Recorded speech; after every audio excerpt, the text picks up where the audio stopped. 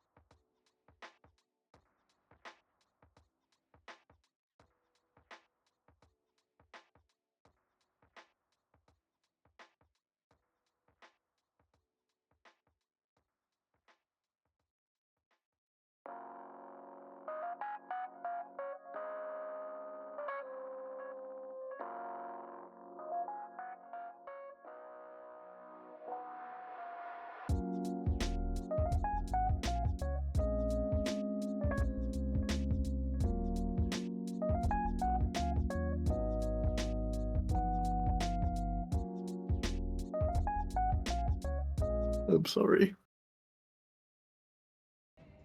Hello, good evening, everybody. Welcome everyone joining us for the game. We are on hold currently. We're in a holding formation while we wait for the previous series to finish. So I'm joined this evening by TheLibrarian and NPR, Hello. Hello. who is joining us for the draft, and also for a bit of a pre-game entertainment that I prepared, which I thought I would leave to the last minute because they're only at 15 minutes and they're currently paused. So They are paused. Are you fucking no. shitting me? they're starting again now. They just. Oh my god, Kieran! I like audience, viewers, whatever you may call yourself, empty room that we're talking to, the void. Could be the void, yeah.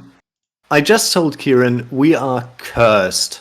We as a casters are cursed because we only pick up series where people don't show up, their PCs crash, it's a late start anyways, or like people fall asleep. What is this? Yeah. Why don't we cast NPR's game? At least your car didn't crash. I've had the internet. Yeah. I've had the internet crash several times. That's a fun. Yeah, my audio crashes regularly as well. So there's a crash guarantee on this stream as well. Hi, Trashling. Welcome to the stream. I'm angry. By the way, there's a thunderstorm right now in my city, so I might. One last night, so it was. If I go out with a crack and a bang. When I chose the series super, I don't think the 7 p.m. series existed, and it didn't start at 7 p.m. anyway. It didn't start until 7:30, and they didn't finish the first game until 5 to 9, and it took them a good 20 minutes to draft.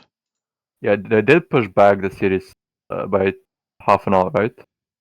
They did. I don't know when. I thought this one was always at 9:30, but maybe I was mistaken with that. It was late, I believe. I don't know when. Yeah. Anyway, I have something for us to do in the interim. Are we already doing it? Because we might have. We can have 18 more minutes until the forfeit is called. Because, Kieran, this might be, after we discussed it today on the podcast, it might be a realistic option that this could happen for the first time. I still don't think it's the hypothetical situation you gave where one team is vindictively doing it. Oh, Wogan's Wizards for sure did that vindictively. We know them. They had their schedule. They know Wogan can't even connect to the game. That's why they scheduled the game. No. They just paused this close to the Goon, the Bad, and the Ugly. So is this series of any significant? I don't. Every Goon International series is of significance. Except the ones that aren't. Yeah, except the ones that. Yeah. So I believe the Goon, the Bad, and the Ugly are sitting fairly mid-table at the moment. I think they need the wins in order to carry themselves into the upper bracket. Wogan's Wizards are comfortably going to be upper bracket as they're sitting with 5. Yeah, they are. If they win this series now, I think they're guaranteed second place. Wogan's Wizards, they're guaranteed. Yeah. I mean, I think they are already. I don't think even. But it is also about seeding. Oh, I see what you mean. Okay. I don't know. I've seen the Billionaires pretty close. The Billionaires are actually better right now in the standings. No, not standings, but they're 8-2, and the Wizards are 11-3. So if the Billionaires win out, they are ahead of the Wizards, right? But I think the Billionaires still play Jeff, so I don't think that they will comfortably win that series. Maybe. I don't know. You tell us. Yeah. You're the expert. I don't know. I know fuck all about Group A, honestly. All right. I thought we invited NPR as the expert. I'm an expert for the game, but not for the group. Game. Oh my god. Well then we are strapped in here. You invited him for the draft to get for the draft, to get some Mancaf perspective on Mancaf. He's hot for Dota, you penis. Whatever. The other one, too hot for Dota. Perspective. Who is on this team? I don't know who's DC. Someone else is DC'd now. Wig. I'm so looking forward to NPR also asking who's even playing in this game. I mean, I didn't know who was playing. I just saw a slot. Goon, the Bad, the Ugly, and Wogan's Wizards. They are yet again paused. I don't know who keeps DCing, but I mean, the Good, the Bad, the Ugly are starting to take a little bit of a lead. I'm not going to commentate much on their game. In fact, because we're now on the timer, 15 minutes to go until they are ready. Were they informed? I don't know. Let's ask. I mean, because otherwise, Just putting it out there. It's 10:30 already because I'm a weenus. Yeah, exactly. I signed up for this because I confused BST with my time zone, and I thought it would be 9:30 that the game starts, but it's actually 10:30, and I have to get up at 7. Oh no! Oh. I'm so sorry. I'm watching another game. Okay, so I'm gonna switch over to my game because I lovingly prepared this game. All right. If you have the stream open, I do. In the form of Yeah. one of you two. You need to close it. Why? Well, you can keep it open for a minute while we switch over to the game show. Okay, so do I close it or not? In a second you can. So I have prepared. But how do we see the game show if we cannot see the game show? You don't need to see the game show. You don't need to see the stream. But then we don't see what's on the screen. You don't need to see what's on the stream. That's the beauty of it. I prepared. But do I need to listen to you then? The Wheel of Fortune of all the Dota. You need to listen to me. Okay, I'm gonna close the stream. All the Dota 2 heroes, and closing. It's because I was preparing this, not knowing that I was going to have 1 or 2 people on this. 2 is actually better. It's a game of guess that hero. So you need to close the stream, and once you close the stream, I'm going to spin the wheel, and then you need to ask a series of yes/no questions to me. I'm gonna challenge any answer that NPR gives because we know that he has a massive folder containing all the information about all the heroes. What? You're asking I don't. me? What? What are you on about? Oh, I ask you. Why do I ask you? Because I know what the hero is. Yeah, because Kieran knows the hero, understand and how I this game think works? we. No, I don't know how the game works. I think we ask a question for him, right? I'm going to spin the wheel. You need to have closed the stream now. If you haven't already, close the stream. I did, Close. yeah. So it's like I ask you which animal you think of. Yeah, it's the old it's animal Dota Guess Who. guessing. Me and the chat will see which hero it is. You then need to take it in turns asking yes/no questions. You can keep asking questions until the answer to your question is no. All right? Okay. Wait. Until the answer is no? Yes, so you keep asking questions. It has to be a yes/no question that you ask me. Okay. And then it's Librarian's turn. And then it will switch turns, yeah. All right, I see. So we do normal rules. Let's play prison rules. Right. The rules that get So I stacked. have a Wheel of Fortune. Okay. All right, hopefully you've both closed the stream now, yes? Yeah. Dad. Christ.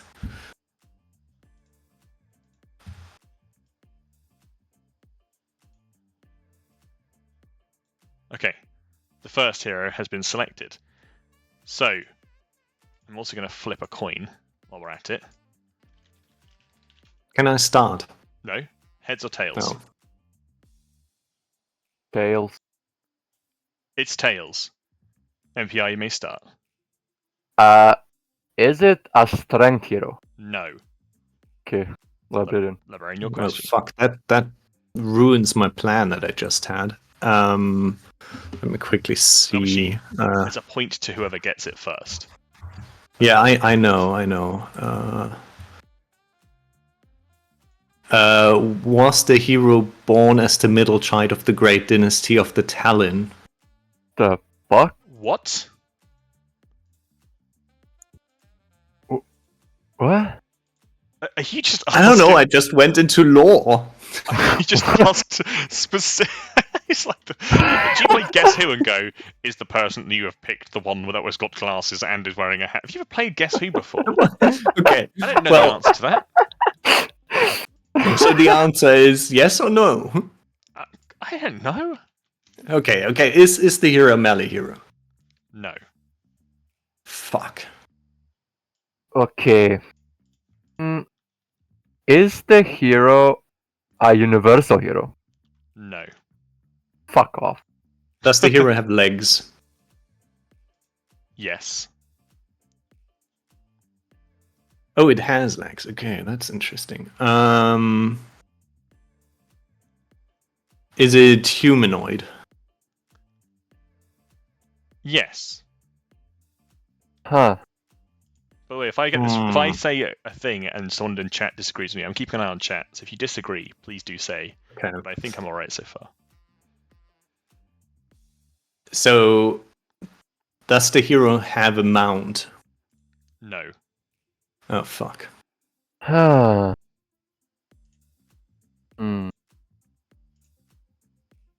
Okay. Is the hero male? Yes. Okay. Okay. I'm actually. I have a layout here. I'm just fucking removing.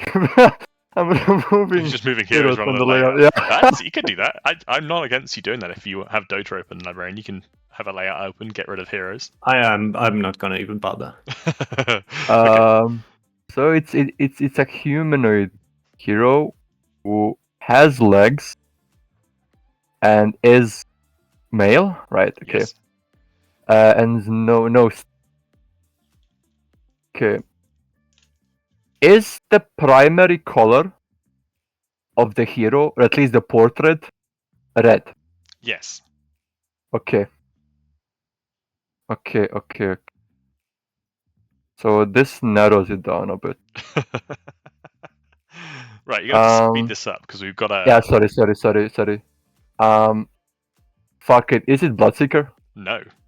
Okay. Is it silent? Is it what? Silencer. No. You heard the bit where he asked the question, is the primary color red? And I said yes, right?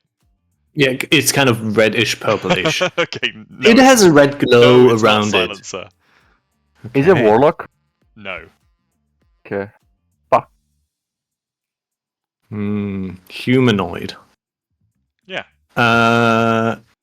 Okay. Does the hero throw the ghost of his wife at people? Yes. Okay, is it What? Grimstroke? It is Grimstroke. And if anyone says he doesn't have legs, he has a skin where he explicitly, you can see his feet. He's not legless. He just has his feet hidden by his cloak normally. All right. Well, now there we go. 1-0 to Librarian. We've finally got there.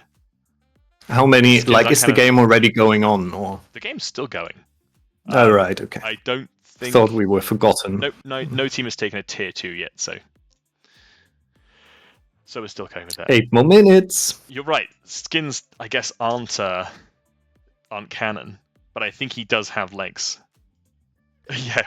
Who are you arguing with? Chat. Stop arguing with chat. No, they avoid links. No. Ignore them. Super makes a good point. You asking, does he throw the ghost of his wife? Why didn't you just guess Grimstroke? because I like to test you on your lore. You're such a weirdo. Right. Spinning again.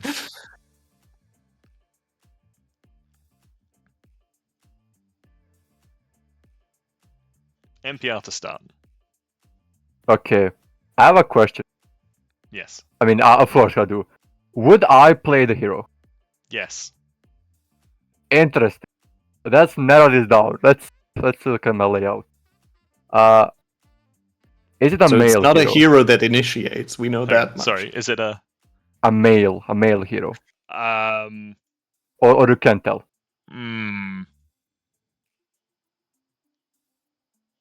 Ambiguous. Really? Huh. Does the hero have more than 2 legs? Wait. Is ambiguous a yes? Yeah, actually, okay, I know. I'm being told. I can tell the answer is yes, so we'll go with yes. What did I ask? I forgot. Oh, it's male, okay. yeah. Yes, ambiguously. Yes. Okay. What the fuck would I play? Where? Okay. Is it a strength hero? No. Okay. Librarian?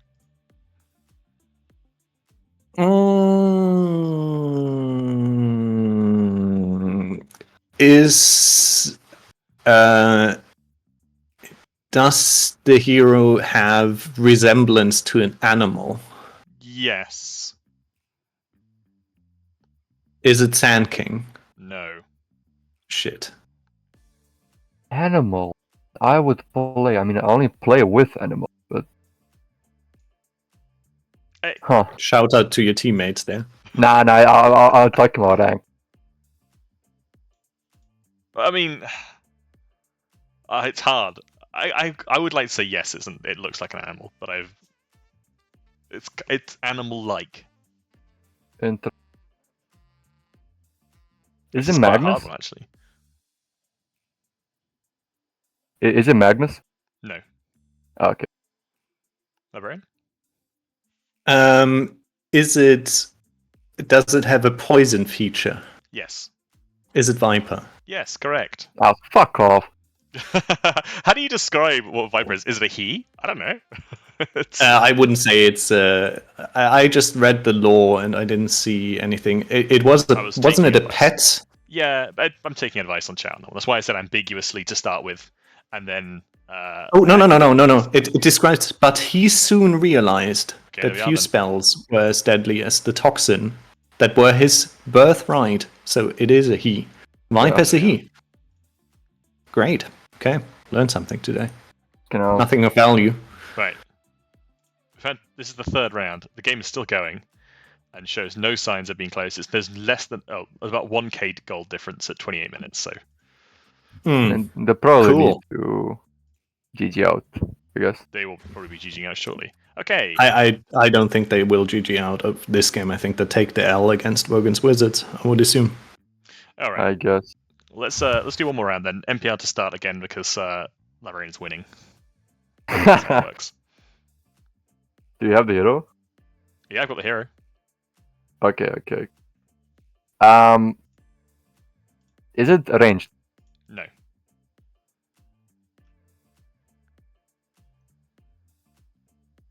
Librarian? Or she is a lot of shit. Is it a strength hero? No.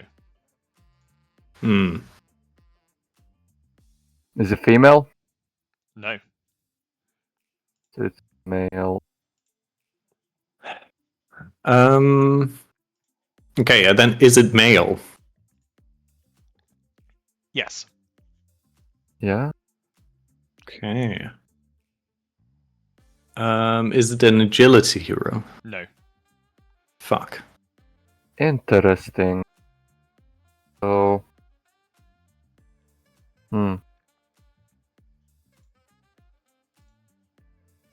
Does okay.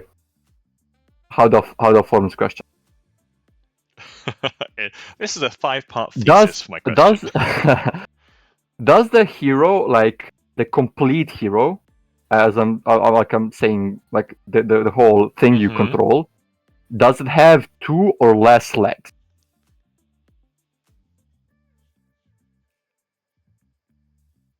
Wait, does it have 2 or less? Yes. Huh. What do we think? I'm not asking you two. I'm asking chat. What do you think? Like I'm talking like the complete. Do you want? When you say the complete, this doesn't help me because. Okay. No, I'm talking like. I'm going to make this clear. Visually, the hero has 2 feet. Visually. Right. Huh. So that's a yes then, right? Right? Or no? I don't know how to tell you. Okay, the answer to your question, as you asked it, is no, I guess. No. Okay. Does the hero have a mount? Yes. Yeah. That's yeah. Is the hero Abaddon? No. Oh. Is it Chen? No. What? How? Wait, what?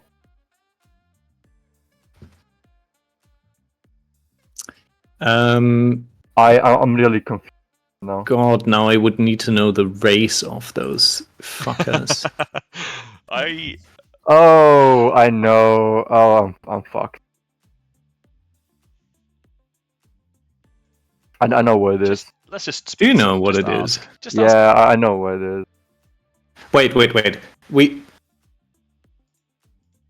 It is a male melee hero that has to be universal.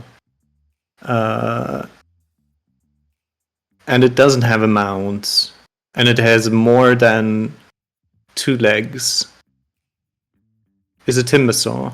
It is Timbersaw. It is But actually, I did Timbersaw. say yes, it has a mount because he is mounted. But it's hard to argue. As I said yes, I realised it's probably the wrong way around. Okay. Anyway, that's that game done because I'm losing the will to live with it. They are still not yet even pushing high ground, but we have approximately 2 minutes. I'm gonna. Well, Ari just booted up. Yeah, I saw that. So the lobby will be going up. I wonder what Wogan's probably have decided.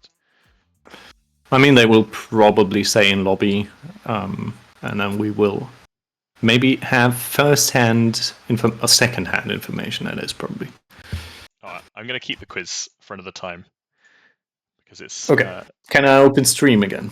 Yeah, you can open stream again now. Nice. Okay. So how long do we wait for game 2 if they forfeit game 1? Well, I'm hoping 15 minutes again, I think. Yeah, they have 15 minutes. I think the assumption is they have forfeited game 1 at this point. I'm going to double check. I imagine there must be something posted about it. I don't think that's specified in the rules. What happens with game 2?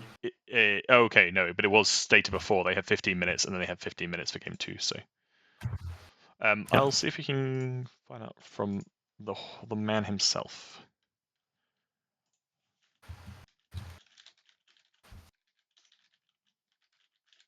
I'm not saying that I liked the quiz, but it was better than talking about anything else for 15 minutes. So I grant you that. But I'm disappointed that it wasn't lore heavier. Well, you could have made it lore heavier, and then but you asked your first question was, is he the middle child of the Midgard Thrifton bastard children's? And I didn't. You got to give me a clue. Who the fuck is Liv Lug Love? That's I think Thomas. Oh. Okay, so they are currently so the way it works is after the 15 minutes they are currently undergoing draft penalties. In 3 minutes time, okay. It will be down to the discretion of Wogan's Wogan's wizards as to whether they want to continue to wait. That's a fucking hard sentence to say. To be fair, the Goon, the Bad, and the Ugly are pushing the high ground of Goon right now. So they may feel inclined to try and play this one out at the cost of a game against Wogan's Wizards, who are second top of the group right now. They might also throw 4 times, and the game might go on for another 45 minutes. Absolutely potential. There's the very true potential of that happening. So the other series finished from tonight. It might have done. The other one, yeah, I think it has. Yeah, it just finished. Did Goonfellas win? Oh yeah. Yeah, 2-0. That's not surprising, but that means Group B looks a little bit like it's a tie for first, maybe. If Too Hot for Dota and Goonfellas keep winning. I think this might be it. I'm just keeping an eye on it, but it looks like the Good, the Bad, and the Ugly just got a huge team fight, but there is buybacks available. And they are buying back. If they wipe them here, it's GG. But I think they did use a lot of spells in that fight. I mean, I honestly hope if Wogan's Wizards sees that this game might end still reasonably on time, that they give them another 5 minutes. Well, they have the draft. Okay, yeah, they just... It's GG. Almost certainly. It must be GG now, right? They just wiped them. They just wiped them, and they're rushing to end, yeah. Okay, imagine if fucking the other team just doesn't GG out. I mean, just GG out here, right? Oh, they're actually fucking them right now. Well, they have. Holy shit! They still have fort, you see, and no real creep. Yeah, they're so low. They're so low that they can't go back. They have to stay. Lions up in 3 seconds. It's probably just gonna walk in an ultimate. And this is really boring, by the way, if you're just watching. But I'm not. Yeah, he killed him. Oh my god! Someone else's. Yeah. He killed 2 of them. But they can end here, surely. I don't think they can. Well, this is a radio broadcast. It's just Legion. I know it's really, really dull. Oh, that was Grumpy's AC as well. Yeah. Oh, he's the up. Tower. They have Warlock. He's dead as well. Oh my god. Okay, this game got extended. Yeah, this game didn't end as we hoped for. Yeah, Goon have just really Goon have fucked them right now. Holy Mugged shit, them off dude. there. And they are tipping Falcus into oblivion. The lion who just bought back and killed, like, first finger killed the enemies, then bought back and killed another my God. four. So I mean, all of Good, the Many Ugly episode up in 40 seconds. I don't know how much there is to stop them just running at them. Oh, this is actually like drama here because holy shit. Oh, this is going on the pod next week for certain. well, yeah, we got to talk about it, right? Yeah, to be fair, they're not like inclined or like they're not like required to GG out because they actually have a chance. Yeah, no, absolutely. And I think if you think about it in a normal situation, I don't think the Good, the Bad, and the Ugly stick around there. I certainly don't try and push for end. They try and take mid racks maybe, but really they probably just leave because it was super low. Instead, they stuck around to try to get the I mean they might not even know that the other team has a game after this. They will be aware of, I think.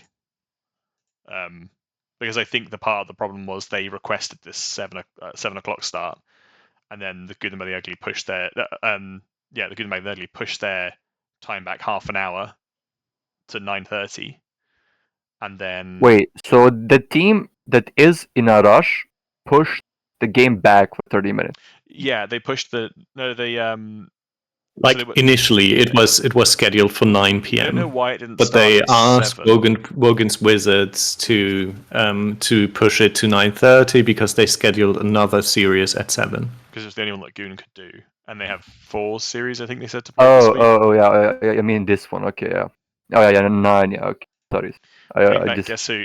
I'll bring back Guess Who another time. I mean, if it depends how this push goes. They've just picked off one of the heroes, and there's no buybacks left on anyone on Dire, so and anyone's actually got. Yeah, I mean, no one has buybacks. Like fucking, Dad can win this. They have all of their spells up. I think they just jump in, right? I mean, the Bane is dead. Yeah, the Bane is dead.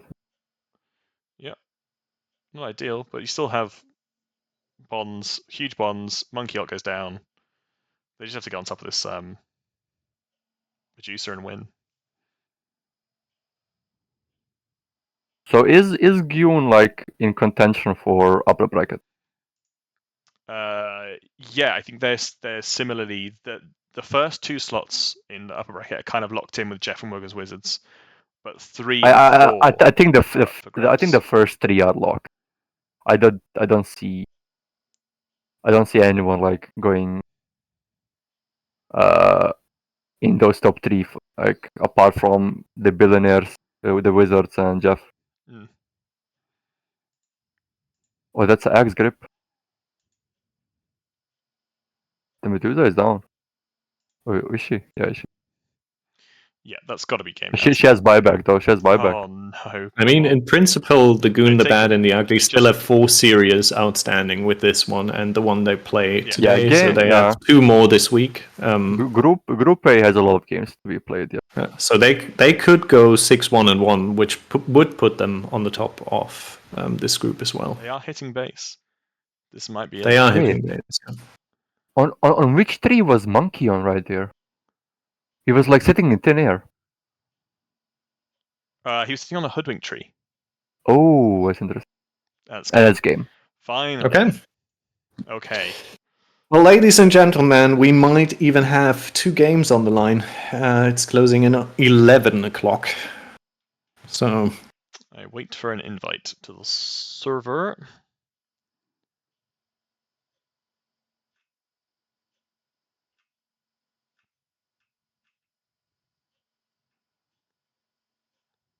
that one goes on the drama sheet for sure. Yeah, stick it on there. It's for fun. Oh, you mean on our drama sheet or on the all of them? All of the drama sheets. I haven't even read the new drama report on the Goon International page. Oh, it's good. You should check it out. TheGrumpyNerd.com. All your hot gossip and news and standings.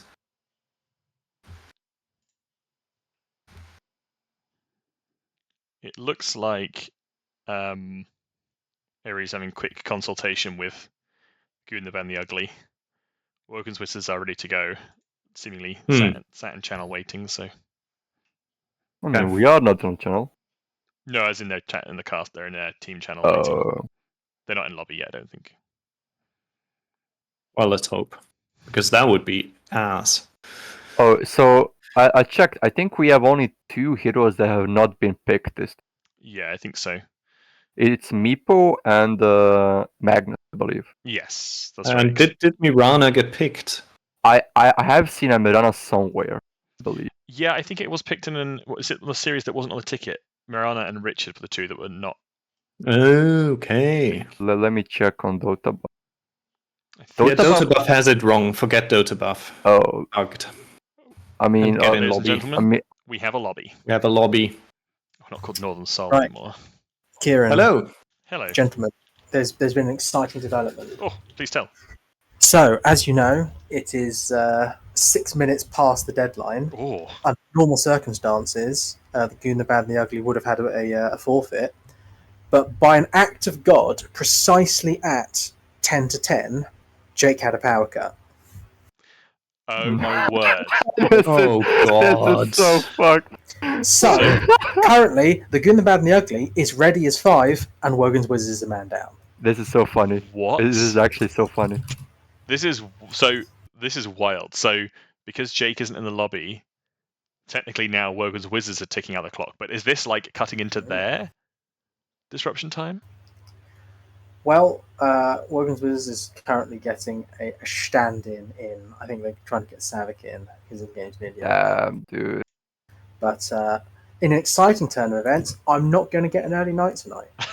Yeah, same here. So my weird. god. That's fun. Okay. Anyway, Can you also have to tell them Radiant that they need to set their team, Yeah.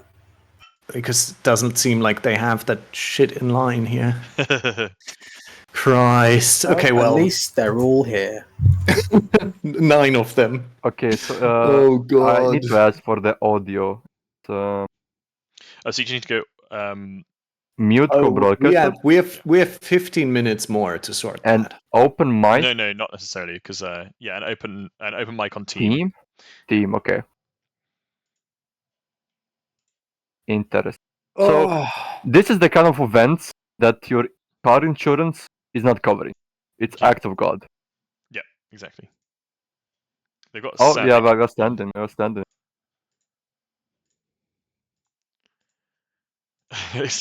asking in chat. I mean, that is Wogan's Wizards. I know. Might have a slight downgrade as a POS 5 with Savage. Yeah. I love Savage to bit, but Gakus is their heart and soul, I think, in many.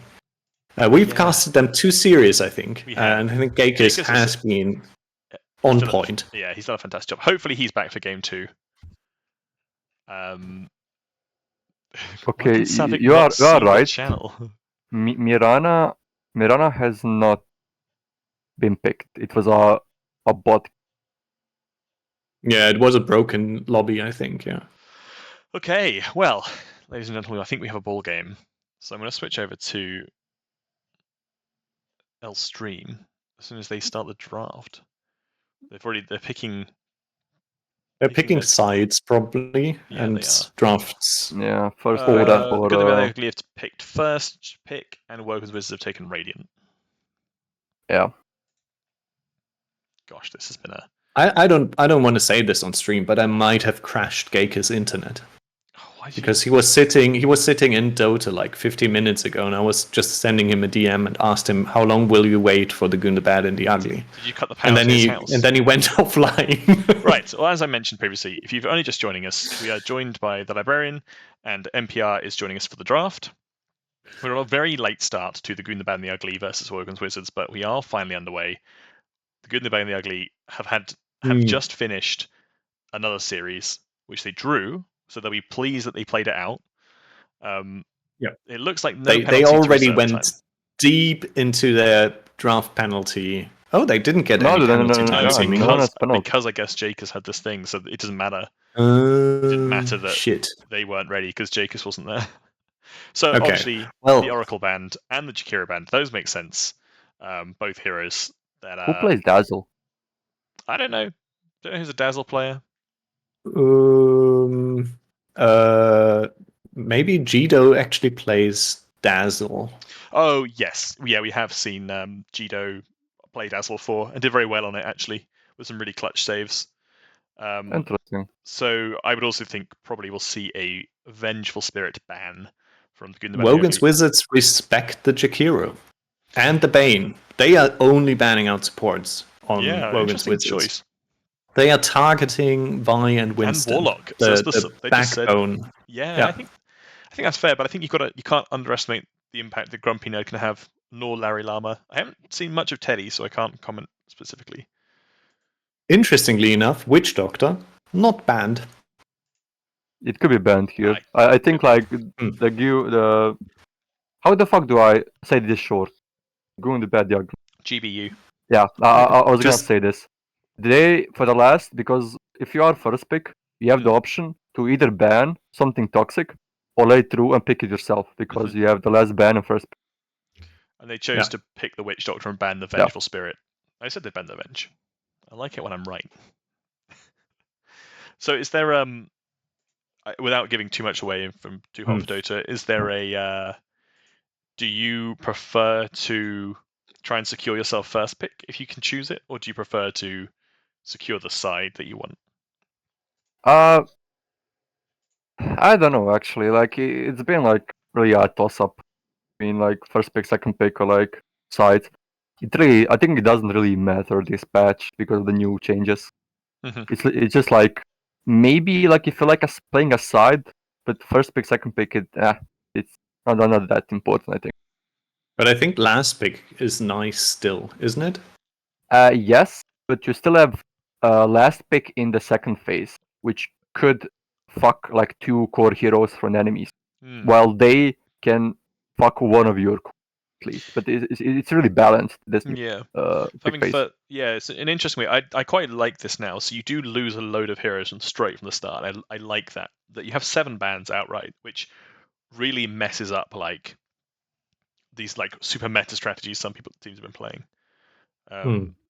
I think a lot of pros like this output a lot, because it means that you can afford to waste quote unquote a ban on the meta broken hero if you really don't want to play into it. Interestingly, Nature's Prophet's still in the pool, but they picked up the Treant instead for Kxavic, I guess.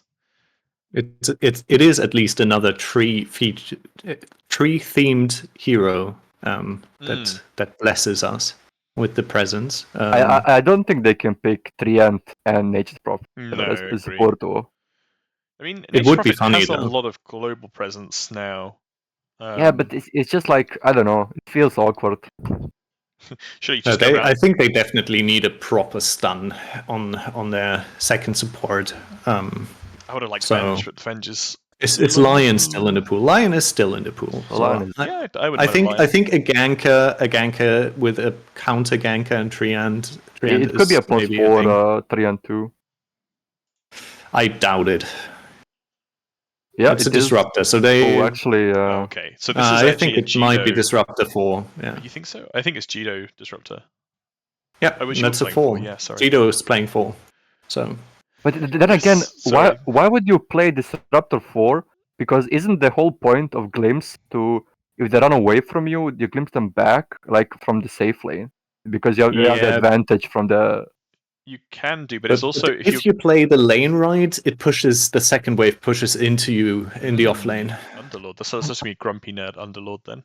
I think as well, if you can play as a 4, if you want to play with a more aggressive off laner who wants to bully the safe lane out of the carry out of lane, and the glimpse just basically means that they are forced to stand there and suffer a little bit more, even if you're not planning on killing them, but you can bully them out a little bit more.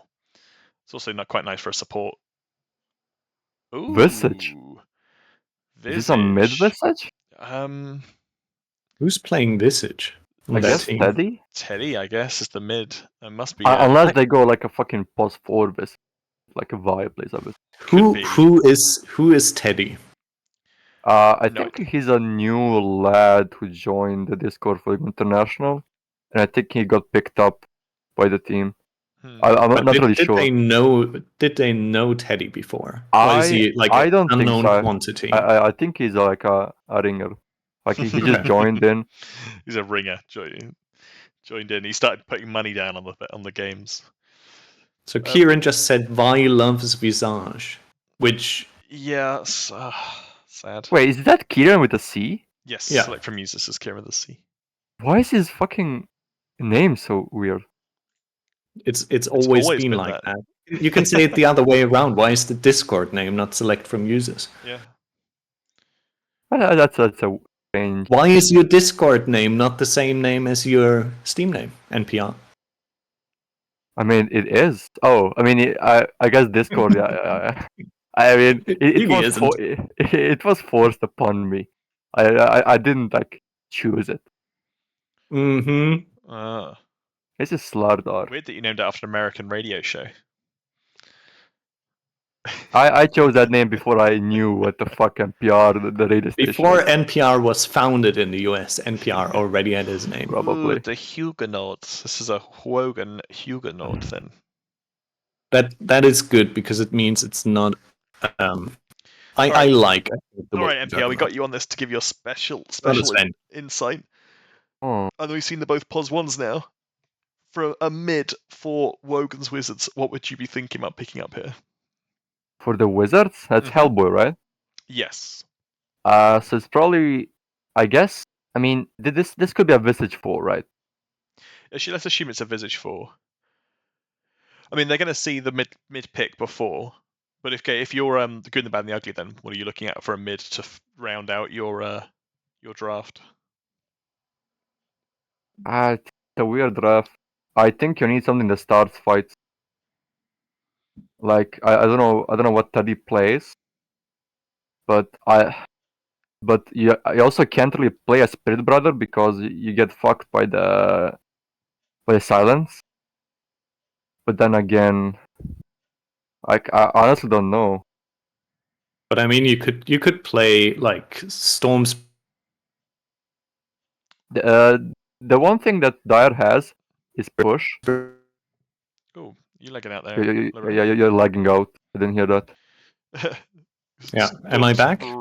Yeah. I wouldn't mind. Okay. Well, we have the old audio issues here. I think Storm Spirit picking up a BKB, for example, could work. Or an Ember Spirit. Nothing wrong with Ember Spirit here, Yeah. I think. If anything, I think it's a melee into Slada. I'm not sure.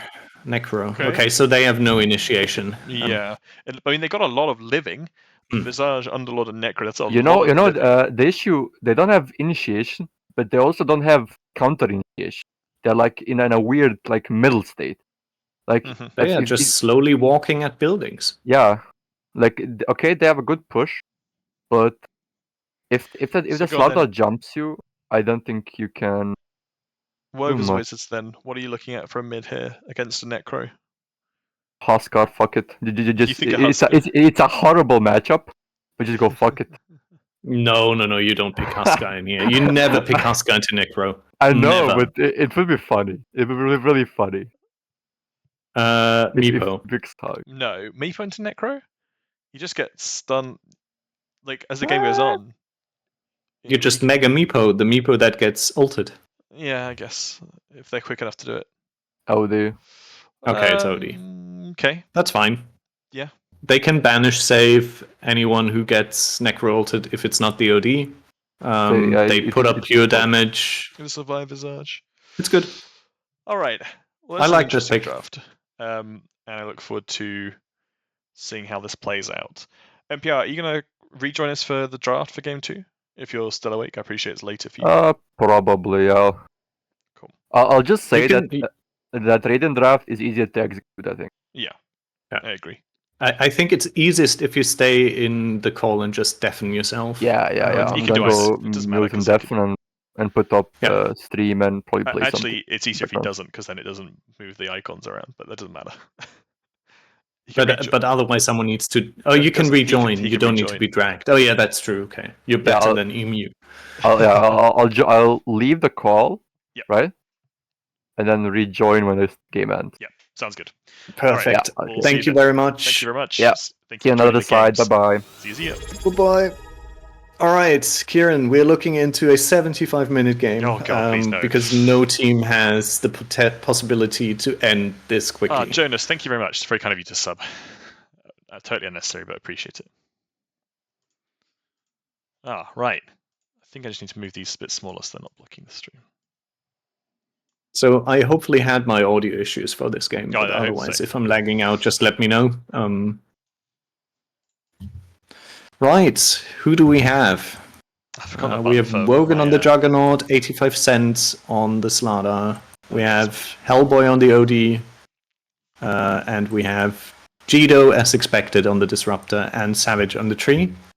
And for Dire, we have Teddy on the Necro, Vi is the Visage, as expected. Larry Llama plays the Muerta. And we have the patented GrumpyNerd. Why does he also have a weird different in-game name?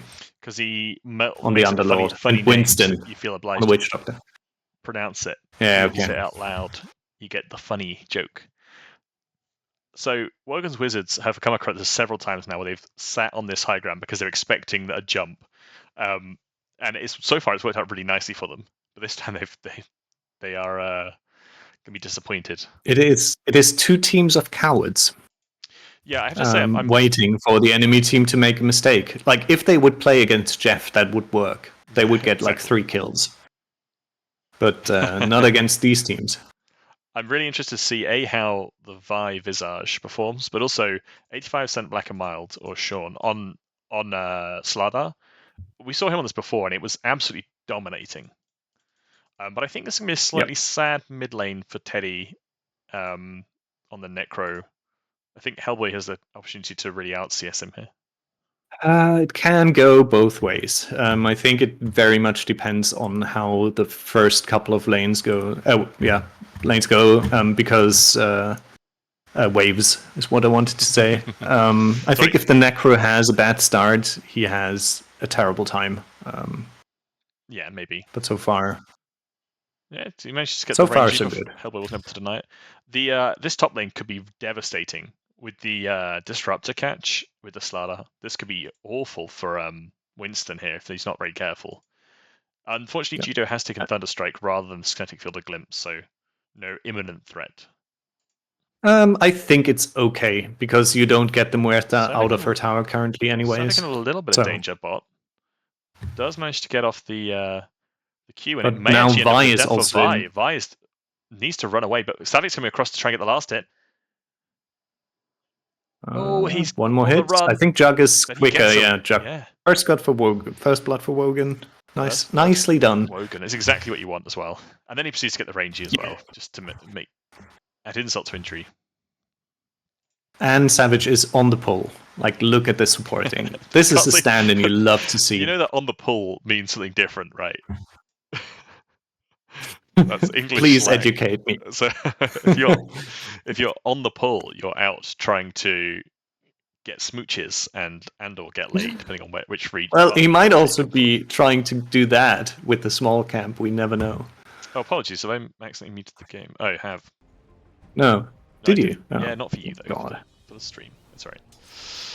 I did accidentally mute it. Kieran. That's fine. You missed. Everything's broken. I had us talking for most of it anyway. Ooh, well, Wogan missed the second spin, and he's now diving the tier 1 for a courier. This is not the play. Kxavic did a good body blocking here, does manage to keep Wogan alive. Now has to run himself, just be careful. Well, meanwhile, in the top lane, Jido manages to finish the kill off on Winston. Has taken Glimpse and did put it to good use, so... That's probably the first time I've seen an Ancient die to a below Archon player in the lane. So Winston's meeting his master in Jido. Oh yeah, that's true. Oh, Glimpse! Oh no mana for Glimpse, otherwise Winston would be giga sad. He TP'd right into Disruptor. Just didn't have enough mana as well. That could have been, honestly, the end of the top lane, if that happened. Mid lane looking fairly equal in CS, still early doors. Maybe Necro coming out a little bit, it's hard to say at this stage of the game. It's a nice ward here, for lane ward for a Radiant on the bot lane, with this one on the far right. Just using it to try and snipe couriers as they come up. I think you can see that Kxavic goes down. Kxavic and Wogan haven't played much together. No, he's a stab. They are a little bit all over the place currently. Wogan does get the kill on Grumpy. You've got to remember that's Grumpy. Yeah, but return kill for Vi, so that's fine for. I think the Goon, the Bad, and the Ugly take that any day.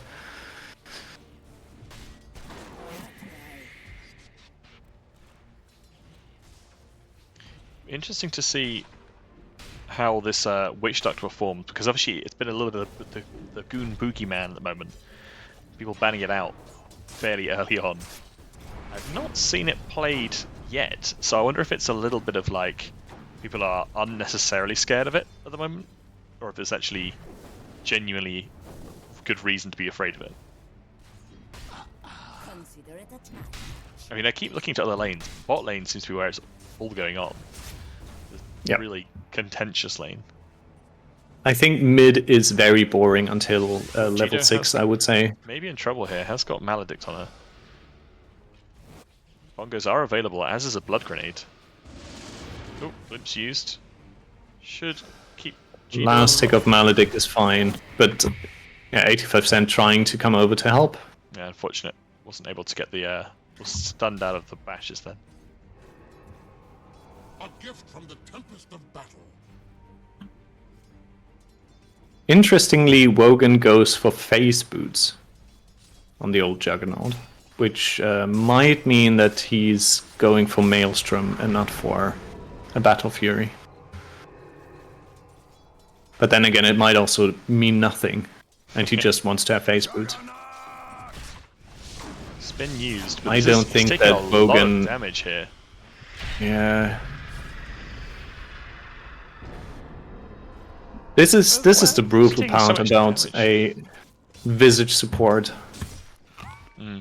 Sort of said it. Yeah, the problem there was that he stood in Firestorm, so he span, but he had Underlord just hitting away at him the entire time.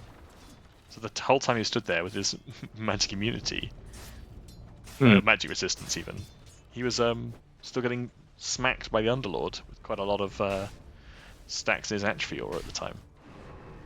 And yeah, but it doesn't give you 100% magic immunity anymore. It only gives you 80%. So, yeah, so he's still taking damage from the Firestorm and the Visage at the time. So they are really trying to push this very aggro in the bottom lane.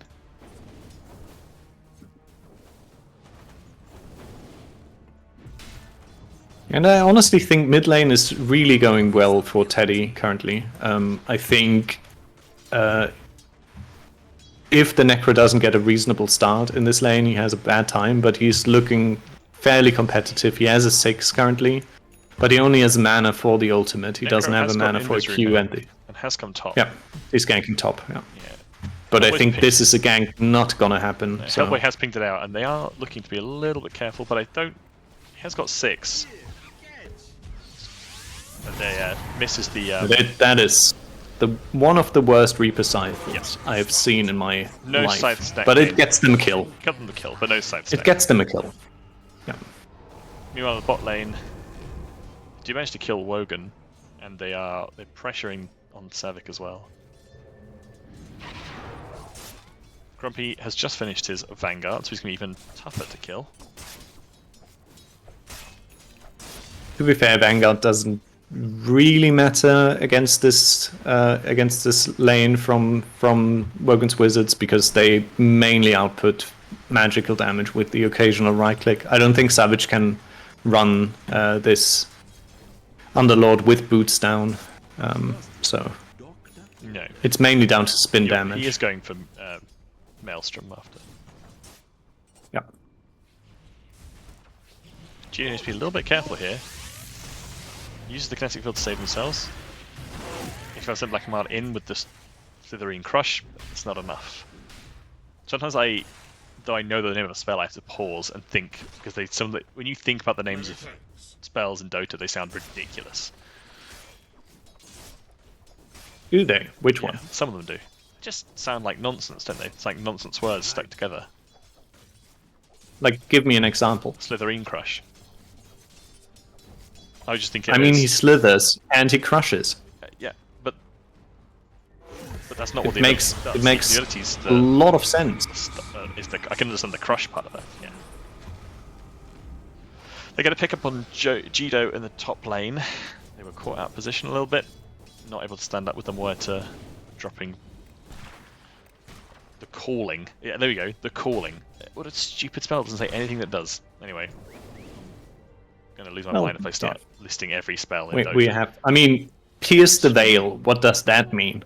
Interestingly, is this normal to not skill ult on OD? Yeah, it is fairly... there we go. Fairly normal. He picked it up at level 8. Yeah.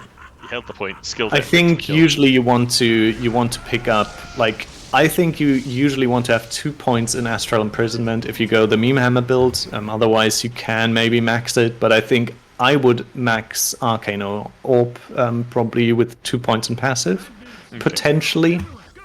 But the ultimate is usually not worth it. And I think also the way that the ultimate changed now, you probably want to drop it at the start of the fight and not like as this big finisher as it used to be. But Hellboy is pretty much dominating now the mid lane. I think the rotation top really harmed Teddy's trajectory. Yeah, the CS has kind of leveled out across the teams. Both teams, unfortunately, you look at the mid laner, is the bottom. Yeah, the mid lane is the big difference, but it's also the carries. Larry Llama sits on 54 last hits, while Wogan is on 35. There's lots of numbers being brought bot. 4 of Wogan's wizards have come bot to try and get the kill on Grumpy. Now they do finish it, and they will pick up Vi after. But now that all 5 of the team is here, so abandoning the map in order to get these 2 kills, secure Wogan his level 6.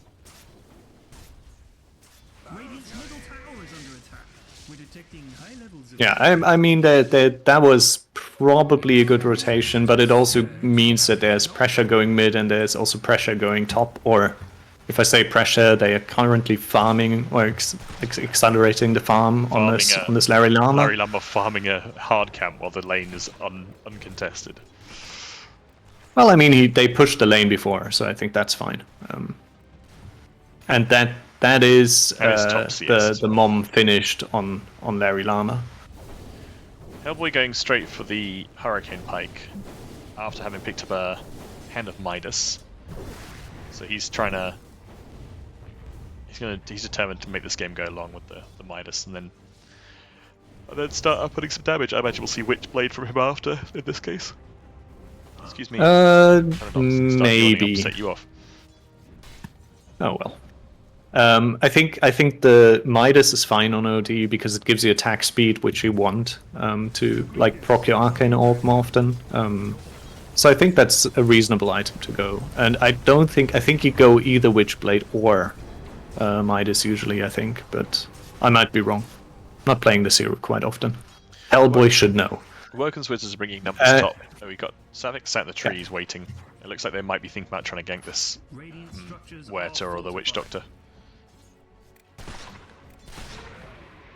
There is, I think, a small power spike soon with the Fortislada, the Echo Saber's 300 gold away. However, what I don't like is that... Oh, there is the ultimate coming out from Winston. But straight on top of him with the Slada. I can see why the Harpoon, they might think about the Harpoon to get on top of these heroes. Huerta has also... I don't like the Harpoon. I think they need the Blink on 85%. Huerta could be in trouble here, having used her ultimate. Could just get bashed down by Slada, and does get just bashed down by Slada. Kxavic helping the assist there. Yeah, I think that's the risk of playing a intelligence hero, a carry into Slada, because they don't have natural armor, like an agility hero. Hellboy in mid, stunned Hellboy's in trouble. By the Stone Familiars, but turns using the ultimate means that Teddy doesn't have the mana for his Reaper Scythe. And Hellboy just cleans up with the kills. He does get the Reaper Scythe off and kills Hellboy. Teddy may get away here. Kxavic is chasing with the biffs, but it's not enough. The Death Pulse healing him nicely up. Yeah. And Grumpy coming mids to get the kill on Jido. Jido may get killed here as well. Hung around a little bit too long. Static Storm dropped, but no Kinetic Field to follow up. Had Kinetic Field available, didn't use it. But this might be enough, actually, to get away. Yeah, Muerta not in range to get that Cheetah last with the click. big plays. Kxavic comes in to try and slow them further. Wogan happily farming. Hasn't yet quite got his Maelstrom. But then the same can be said for the Muerta, who has gone for the Falcon Blade first, and so he's even further away. Well, and a Mask of Madness. Oh, sorry, yeah, I Muerta completely finished. missed the Mask of So that Madness. excels the farm quite a lot. Yeah, that's absolutely true. Hellboy, gone back mid, taking the tower. That was very greedy by Wogan. He tried to TP out without spinning and got rooted. Now he's dead. Probably gonna die for it, yeah. Tries to spin, go to the portal, but it's not enough. And that's gonna push him a little. Oh, he did manage to finish the Maelstrom before he died, so I think Well, maybe he was that's reading something. better. We have got Echo Saber on Slardar now, so we should be looking soon to try and start making rotations. So you think Blink could have been better here, but maybe they're concerned about things like Firestorm disrupting the Blink and not being able to get the Blink off. I think the problem is if you don't get on top of Muerta, like really on top at the start of fights, you might not have a good time. Well, that's what the Harpoon's for. So, but it is not really immediately going on top of like anyone. I mean, it's not- just okay, it's not walking at instant. them and then you Like- hook them over. Yeah, but in this case, I think it's better because there's a lot of spells that might just clip you and completely ruin your time with the Blink. OD, I don't think that's correct. okay. The I am Slardar not is- a big fan of that. I honestly think Hellboy could turn this. But there is a Teddy in the wings, waiting for this to be turned. and a Larry Llama also. But we have an ultimate on Juggernaut, so Yep, he used to spin. there might first, be though. action happening. Hellboy, without the ultimate available, Teddy going down, It's getting his right clicks off. Do manage to and that take is out also... Yeah, they are fucking wiping them Goon now. and the Ugly, who turned up to this fight. Fortunately, Witch Doctor was And I dead- think that's dead at the start of also... that fight. Yeah, sorry, come again. Witch Doctor was dead at the start Sorry. of the fight, so wasn't able to TP in to help. And then they just kept sort of chasing this lane down, and the rest of Wogan's Wizards were able to just set up and ready for this fight. So as soon as they walked in, Yeah. closed the net on them, and Slardar started bashing away. I think the difference is if you look at the map, they fought close to tier 1 of Radiant, while they don't have a point to TP to. Yeah. Like close to the fight on GBU. So that means they cannot reinforce, but Radiant could bring heroes over to take the fight. But I also think we saw something great about OD against Muerta. If Muerta pops ultimate, you just banish her. And it's straight into the Static Storm Kinetic Field combo from Jido there as well. Exactly. They dropped it as the Muerta came out, so she wasn't even able to cast Calling or anything. So we're going for a Blink next. That's on by going in. Yeah, by the dead lad here. Oh, Winston also decides to follow up, but the Bongos will save him, stopping the Slardar from getting on top of him. The Underlord is banished, and does get out just before the kinetic field goes down, so should be able to get away here.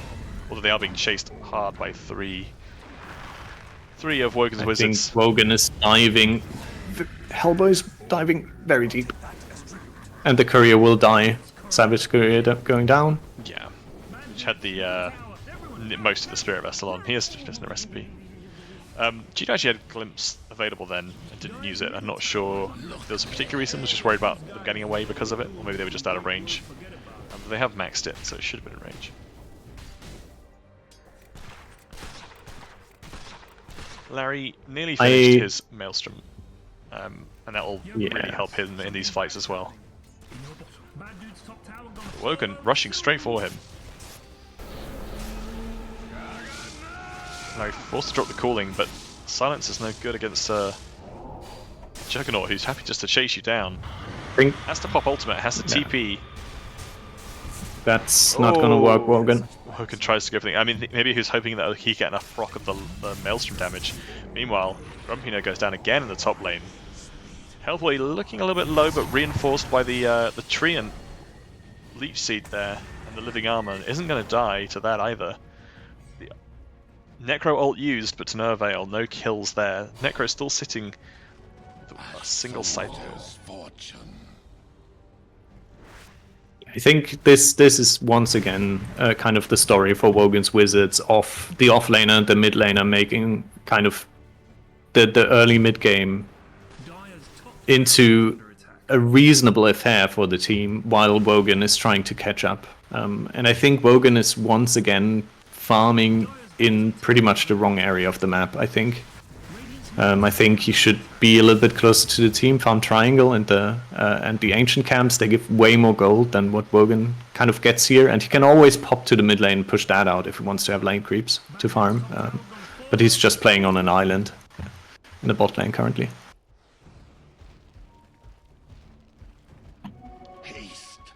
But I like where Wogan's Wizards are positioned as a team currently. They are taking off the top half of the map, and they are looking for kills there and going on Teddy midline. Meanwhile, Larry's still on the outskirts, just clicking away. The Glimpse TP's him slightly further away, but behind him, Hellboy manages to take down the Muerta. Wogan is in. No ultimate available for 20 seconds. Chasing down the Underlord regardless. Kxavic still has ultimate, but refuses to press the button. Yeah. Wogan once more here, though has no mana for ultimate, although it's up very shortly. I don't think you saw there, the harpoon came in useful in catching the Underlord there. I think anything the harpoon gives, a blink gives you as well. Okay. You can still buy the harpoon after. I don't mind upgrading your Echo Saber into harpoon later on, but I think the blink is way more important. It just gives you catch. It gives you the backline initiation that you don't have, because if you want to initiate on backline as a Slaughter with a harpoon, sure, you have to go through like an Underlord, a Necro, a Muerta, and you can't really reach the backline that well.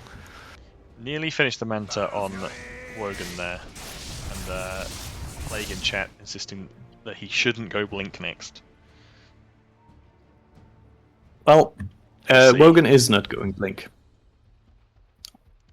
He just finished the Manta. Yeah, what's his next item? That's the question. After Manta, I don't think he will.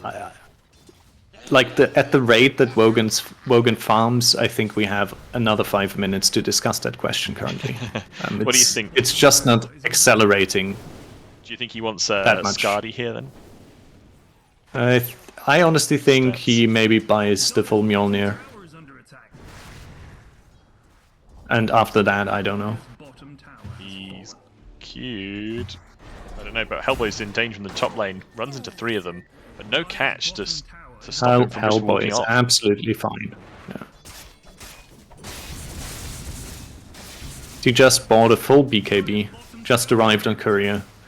I honestly think that Juggernaut could build a BKB as well, because then Muerta does literally no damage to him anymore.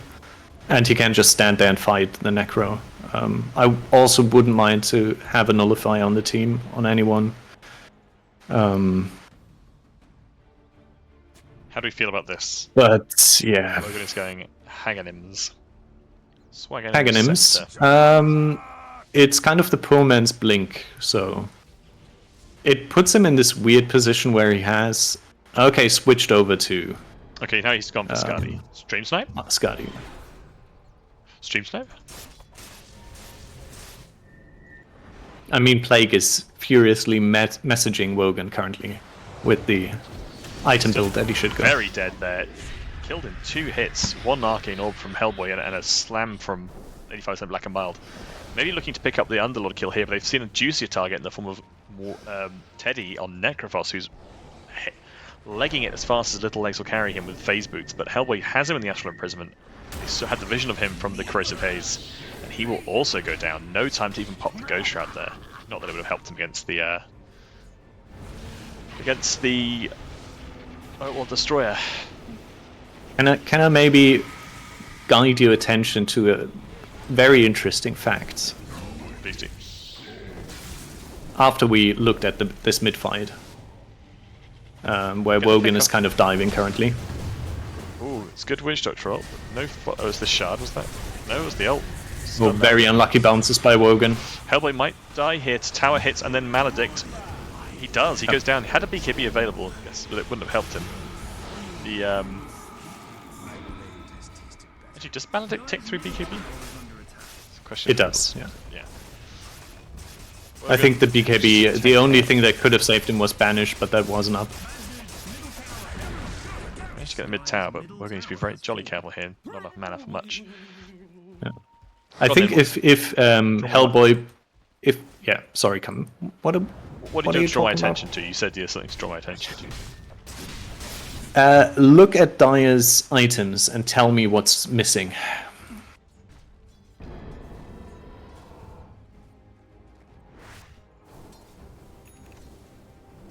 I don't know. What are they missing? They play it into a Slardar that gives them minus 15 armor currently. None of the heroes build armor. Okay. None of them. All of them. The only one is Underlord. Underlord who would sit at 6 armor currently if he gets amplified. Corrosive Hazed. But all the other heroes have negative armor if they are Corrosive Hazed. Omni Slash there potentially sounded like it. Maybe it was just the procs. No, there was no Omni. It's still on cooldown for 30 seconds. Was used in the last fight. You get the kill on Winston as well. That was nice bongos, but it wasn't enough to keep him alive. And I think I legit think that what this Necro is building in the Radiance is outright grief. If he just bought a plate mail right now, he would. This game would be a lot easier for this Necro. Because it wouldn't mean like he gets 2-shot by this Slardar.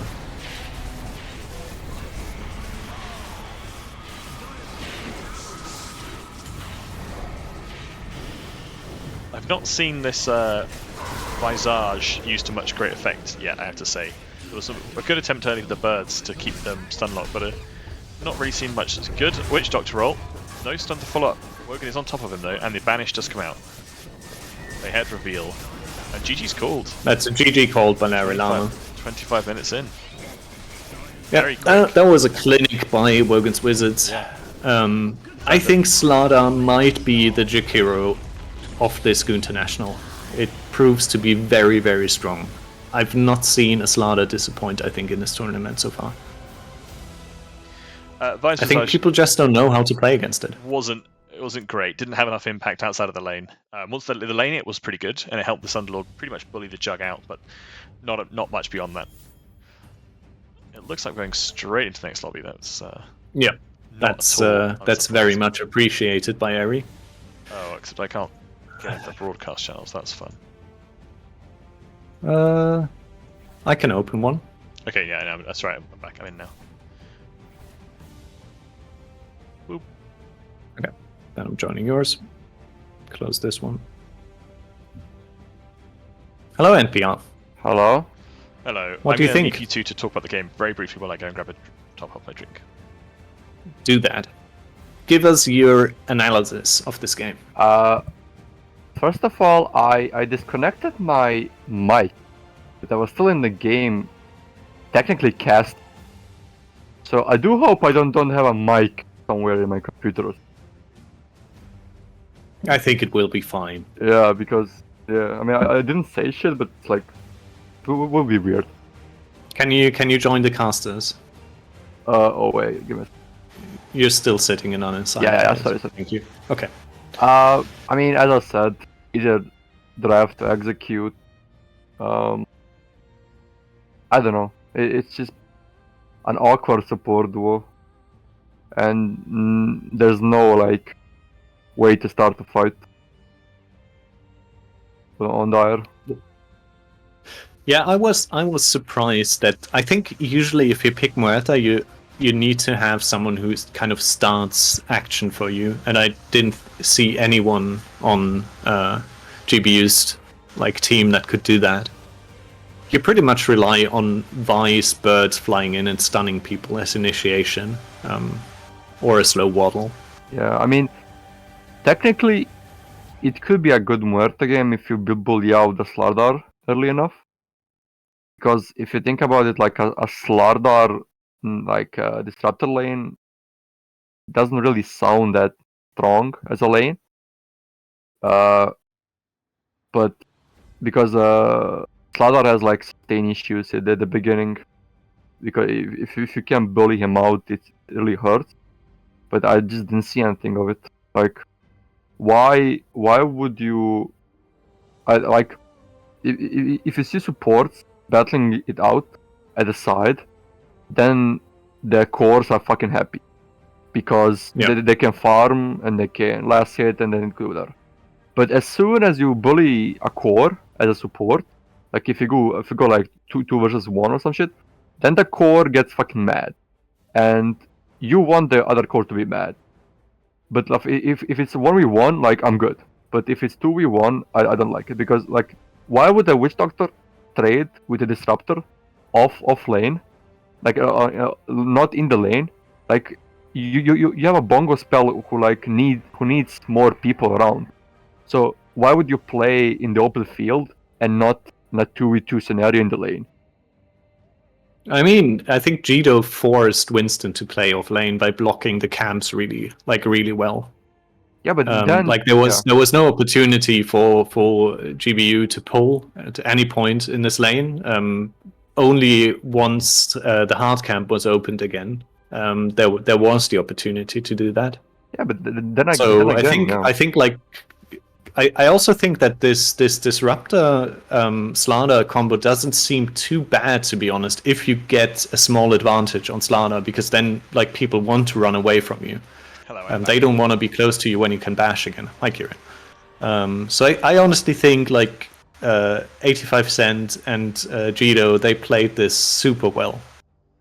I think you summed it up quite nicely with your parting comment in the first draft that Radiant's draft looked a lot easier to execute, and I think we saw that.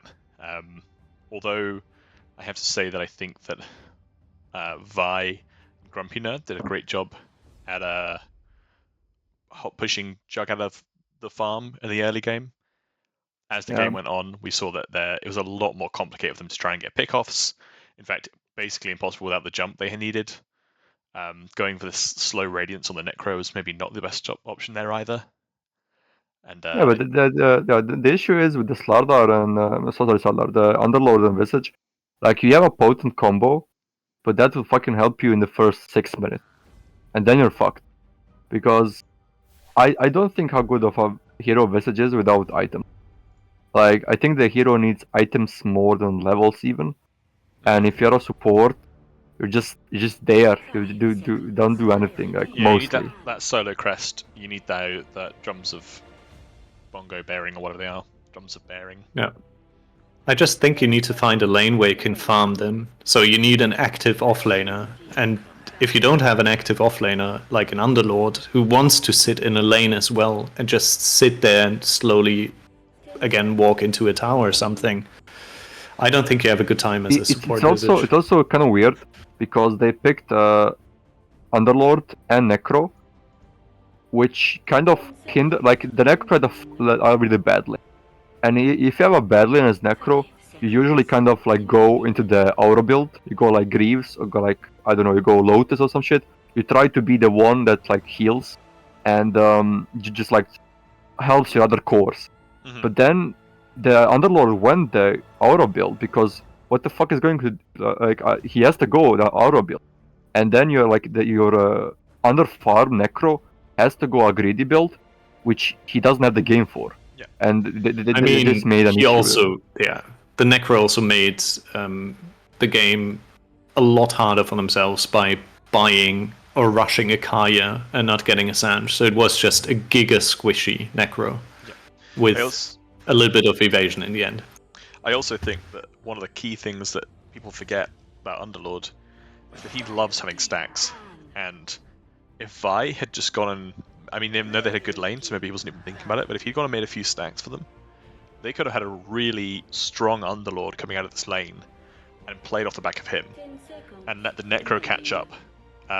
Vi could have gone the Aura build and gone for Auras on Visage, which I don't hate as a POS 4 Visage. As a core one, as a core Visage, yeah, you don't want to do that, but could have gone Auras, let Grumpy go for something a bit more active, and it would have different. They could have played around the Underlord a bit better. But as it was, like you had the slow farming Underlord, a Visage starved a farm, a Necro who had a bad lane and was then trying to recover. They basically just like too much. this pick. Venge, yeah, I love the Venge. I think Judo Venge is certainly something to watch. They really know how to play it well. So we'll be looking at that. Yeah, I think if GBU now doesn't pick or ban Slada, they are in the worst of times. I think Grumpy plays it, but he's preferred to go for the Axe. They need to ban Slardar. You don't want the. I don't think you want Axe into Venge because they just swap you out of calls. If the call becomes critical to GBU getting their game plan off, then they're going to struggle because you've got Avenge. You can just swap them out or just stun. I think if I'm Wogan's Wizards, I hope they don't ban Slada, and then I pick Slada and PA. Yeah. With my next two picks. That's basically what I was gonna say. You need to ban. The issue is you only have one ban on GBU, and you need to ban the Slardar here because the Slardar Avenge lane can just fuck you up. It's also in the game the minus armor. Yeah. It's bonkers. Also, the PA is bad against Axe. I mean, good against Axe, but also can kill herself on the blade main. Okay, so they it is bad early, but it's good late. Yeah. They're more afraid of the Wogan Monkey King than they are of. I don't know why. We've seen Larry play Monkey King, and it wasn't bad. I don't know why they prioritized the Monkey King ban here over the Slardar ban. They've just been honestly trounced by it. You'd be thinking. But I mean, it's also they banned the monkey for themselves. I know. There's something I don't understand. Oh, okay. I was gonna say the Treant is still in there, and I thought maybe Wogan's Wizards would pick it up. But yeah, they stole it on the GBU. Primal. Okay, going a different route. This could be a mid primal.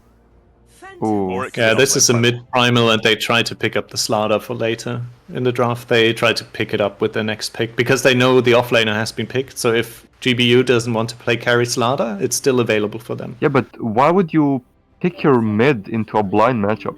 Yeah, I don't. It doesn't matter. This might be offlane. Hellboy is very comfortable on Primal Beast. I think. Actually, yeah, we've seen. I think they play the mind games that GBU think it might be the offlaner, but I honestly think it's their mid lane. I mean, and they pick up the Slada. Doesn't GBU just pick the OD here?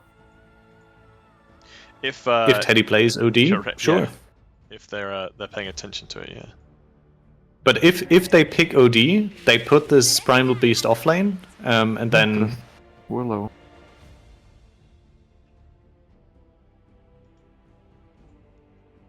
Okay. I mean, you have to give it to Vi that Vi finally now picks heroes that have kind of a stun or root. This is a Vi hero, after years of not picking a stunning hero. The issue again, you have two unreliable stuns on support. Yeah, but I like this a lot more. I like this. Yeah, but like it's like saying, okay, I like my spaghetti on the floor and not with not like in the dumpster. It's like okay, it's still sure. shit. Yeah, it's but okay. it's a better like. I take your point. Yeah, they have failed to draft a reliable stun, but what I meant was I like the Willow Axe lane, particularly with the change to Willow's ult where she can put it on other heroes. That's quite a strong combo. Yeah, that's a good one. But it's relying on you getting that combo off. And I think Willow's in a quite good place at the moment as well. Treant, maybe their plan is to stall out a lot of the game with these things. We might be looking at stuns coming off from the other lanes. It's not ideal to not have the stuns on your supports, but really eating into their reserve time here. 30 seconds left. 2 picks still to do. I think the only issue I see so far for Dire's draft is that besides a PA hitting towers, they don't have great tower push, and you generally don't want to have your PA hit a building if you need to force high ground. Jesus, that's the only issue I see at the moment. It really contemplate this pick. What? Yeah, and this is. I mean, I guess they had to reveal, but why didn't they reveal their carry? Because they see the carry matchup, and maybe the offlane matchup. So now they have to. Interesting. They get to pick their POS 1 into the offlaner. So they think this is a mid Primal Beast, which I think I am agreement with. I think it's Hellblade Primal Beast. We've seen him play it to to great success previously. Mm. So yeah, I think this is an okay matchup for Quap. I think she just maxes dagger and makes this Primal Beast a little bit sad. And then if with the point in blink, she's able to secure the runes. It's a little bit tough. I love this Grimstroke answer to Queen of Pain, by the way. Yes, the link is great against her. You have the W that silences the Quap, so you need to click down this ghost. Yeah. This is a good Grimstroke game. It's also I like nice it, and response. it's great with the Primal. Yeah. And the PA to Primal, jump yeah. on top of people. Yeah. It's a nice response to the axe as well. When the axe gets this call off on someone, you just chuck the E on them, and then pop With it. the shard, Oh yeah. no. Yeah. Okay, Yeah, so with the shard, you get the the wizards spell here can basically go, okay, we're going offlane primal and pick OD mid, or okay, we're going primal mid and pick Slardar offlane. Yeah. I think the Slardar might still come up. They also might pick Razor. It's a hero that I know that 85% Black and Mild likes. They don't know the carry they don't know the matchup. I don't know it. Puck. Okay. So it's not. It is an offlane Primal Beast then. It is offlane, yeah. Yeah. Okay, but this is still a nice mid combo. Either the and crit, it's good against the Queen of Pain. You can dodge the dagger. You have the leash as well with the ultimate, so Yeah. Puck is reasonable against this. It's a I nice think it's the matchup. skill matchup mid, and Hellboy has shown that he's the better mid player in game 1. Definitely And then no prefer- reliable stuns on Radiant. Yeah, and they've just drafted yet another Oh, lack no, of and stun. no stun. I don't like. Isn't Grimstroke E also every tick is an Yes. instance of damage that Yes. takes refraction away? Exactly. Not And to mention. it's a bad lane against primal, right? Yeah, it is. It is, It yeah. very much is. I mean, I don't like GBU's draft. I don't know what they are doing. Yeah. Not a good, I think not a this great is draft. 95% Wogan's Wizards game. All right, MPI, your thoughts on how this goes? I mean, basically the same shit again. Easier to execute draft on Dire. It's like just straightforward, like go in, stun, like blink, just fucking chaos. Mhm. On Radiant, you need to fucking you need to use brain power to like combine. Okay, can you bedlam me? I'll go in and you fucking call someone, and then it's just weird a to lot. play. So NPR, which of the two drafts is a too hot for Dota draft? Fuck me, like neither. Okay, so it's neither brains nor easy to execute. Yeah, I mean, yeah, looking at the heroes, it's neither, honestly. Okay. All right. Well, Well, see you in the end. thank you very much. Thanks for joining us, MPR. Yeah. We'll chat to you later. Bye bye. Bye. Bye-bye. Meanwhile, we've got a game to get on with.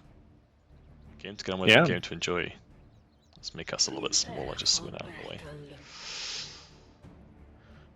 Oh, right, I'm still in spectator mode. Good. That's alright then. Right. Game 2, Kieran. Game 2 indeed. This will be an interesting one. I think both teams are going to stalemate again, although maybe it looks Currently like... can I hear you, but we will have that in a second. You can't hear me? Now I can hear you again. Okay. It'll be interesting. It looks like Wogan's Wizards might be thinking about a little bit of a wrap around here. If they do, they're going to run straight into the entirety of Radiant, who are sat waiting for them. So there might be finally actions for runes. God, what's my... But I think Wizards might be wiser to it than walking up high ground blind. Oh, never mind, they aren't. As he said it immediately. But I mean, the Goon and the Ugly have done the... Yeah, they are not right willing thing. to fight GBU. Yeah, they were a bit split. They split up a little bit and they've scattered as a result. However, they might catch out the TA here. They cannot kill any of GBU's hero, I think. I think if the TA reveals himself with the Venge Stun, they might be able to get them, but no. Okay. Nope, they're going to take 2 runes apiece and split their respective lanes.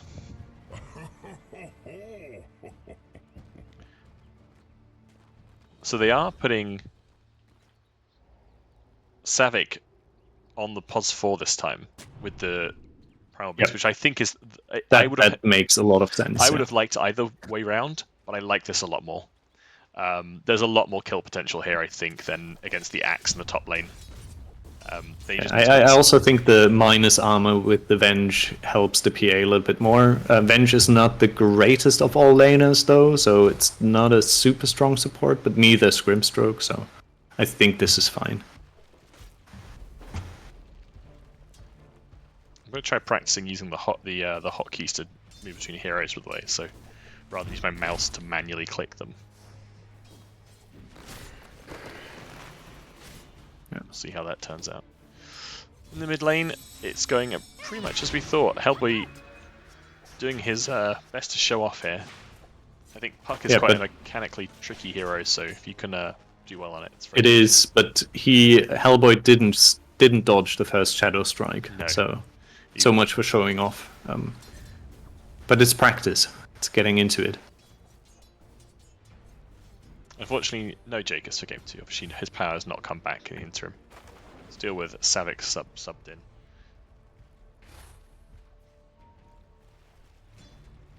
Yeah. It's a good question, Kieran. I don't know if Grimstroke E does enough damage to break the shield. I thought it does, but maybe incorrect, because isn't it heals for 40% with the shard? Let's have a quick look. I think... Can't see because he's currently using it. Max damage 90 per second. Oh wait, no, max damage 90.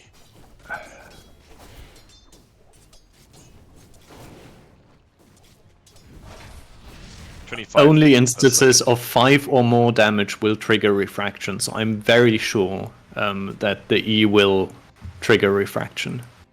Yes. And reduce the shield. So it's 25 over 25 damage to the first Grimstroke. And Kieran just said he tested it, so it's any level on E above level 1 is enough to trigger refraction. Danger in the top lane. Jido with Battle Hunger on, sitting very low, doing their best to stay out of vision. I just want to say, I think if this Venge took Wave of Terror level 1, would have been an easier lane for them up here. Because this Willow doesn't have great armor. Alone with Wave of Terror, level 1, you reduce it to negative armor. Unfortunately, Shadow Realm comes straight out. But if you dare say level 1, if they're taking that, Jido might go down here. Should tick out to Battle Hooker and does. First blood goes the way of Axe. GrumpyNerd on Axe. Wogan gets a return kill, but might drop here. Has to be very careful. Yeah. The bot lane. They are making a move on TA here. They pop the Grimstroke E a little bit early there, and probably means that they get away, because actually, Black and White was doing an excellent job of body blocking the TA for a while there.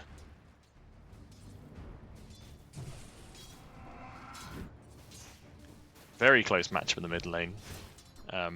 I take that back. I was looking at the last hits and deniers and realised it's not a TA mid.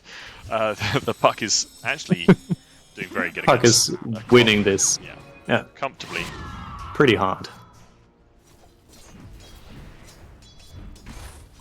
I think worst of it all, Quap doesn't really still has Blink available, so enough for rune patrol. But this might be. This is actually close for Teddy.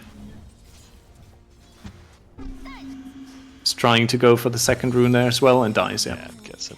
Unfortunately, as MPR points out, maxing Dagger on the Quap, when you can't really consistently land it on the Puck, it feels very sad. Action top. Yeah, this might be Wogan going down. Nice blink out, Jido standing off to the side, and GrumpyNerd's going to take a bunch of hits for this, but does have a Vanguard. But he has Vanguard finished, so... Yeah, so this is a little bit sad now. Oh, instead Winston gets killed in the bot lane. I think Jido is A-okay here. Should be if they keep running. Yeah. Nice moves by Jido. So this is the point where the PA is Did very I sad miss now. something? How did Jido not get stunned then? That's a good question, actually. Am I crazy? On my screen, they had Cursed Crown on them.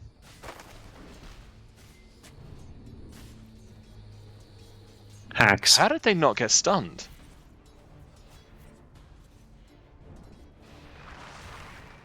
Maybe Jido did actually get stunned, but it's only 1.2 seconds stun, and we might have missed it. I saw it on Wogan a second ago, and it's evident. Another Wogan spin, should and go it's down. the end of Wogan. Oh, Puck But it's comes Hellboy top coming in. Oh, it's a nice, For the it's a rescue. nice leash, but no real damage to follow up. Oh, it's gonna be very close. He goes down. Wogan should still drop. Wogan to the ticks out to the battle hunger. Nope. No, Stick. pops the stick, and it should be enough. Teeping out. Yeah, 15 damage. It's should enough. be enough.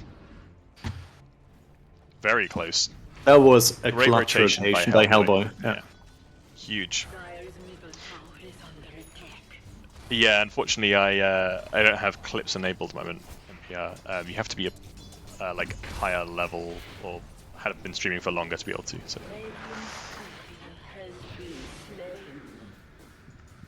So Hellboy's going for the classic Witch Blade into Blink. That makes sense. Yeah, there we saw the refraction I going looked for elsewhere. 85%. So, Kxavic has to be very careful here. Winston eager to get this kill, but I don't think can chase under tower for it. Blade Fancy Blackamoor has a Soul Ring. It's going Blade Mail first item. I would have preferred to have, I think, is that normal? Don't you normally get Phase Boots rather than Tranks?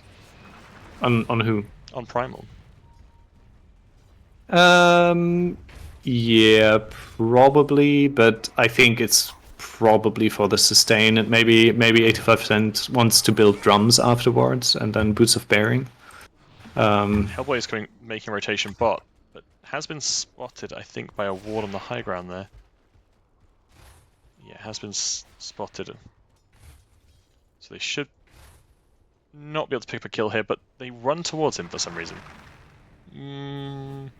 They gave away their vision for free there, I think. Yeah, and without really anything for it.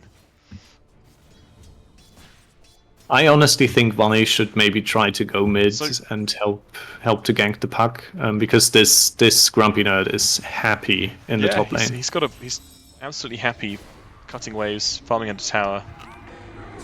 Not even level 6 yet, but still doing a great job of just keeping this PA from farming. You can see it in the last hits. The PA is very unhappy, whereas Axe very happy. Actually, TA also very happy. Larry actually having a really good lane against this Primal Beast and Grim, which I don't. Yeah, I think it's a similar story as last game. It's the safe lane doing better for GBU. I don't think that should be the case. The Quap ult used. No kills as of yet. Primal Beast goes in. Let's get a big stun on both the Axe and the Quap. They managed to kill the Axe. Now they're chasing after the Quap. Very low mana, but has bottle available. Blink used, not far enough away, and with 4 rotations top, they managed to get the kill, leaving Vi to run away.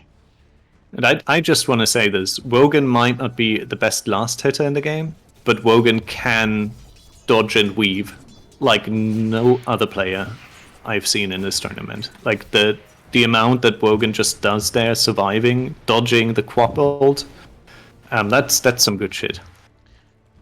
I think perhaps MPR, it was a visual bug, and actually Cursed Crown had already been applied previously, but because I wasn't looking at it, when I looked top it started showing the tick down, but actually it already ticked off. So I then checked the cooldown on it on Dark Willow after, like a few seconds later she seemingly cast it again onto the PA. Oh, okay, alright. That's a great leash, but it's going to be no help except maybe keeping 85% like a mother alive here. Action in the top lane as well. They have caught. Wogan might go down to again a great dodge. Jido is playing a great job of playing just to the side to allow Wogan to blink out if needs be. I think Wogan just needs to leave this lane now. Yeah, Oh. Might think about trying to get a cull off here. Is trying to get this culling blade off.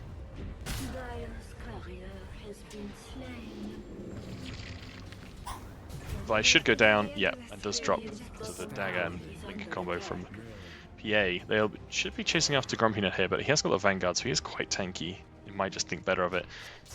Quap started to make moves to come top with a shield rune, but decided against it.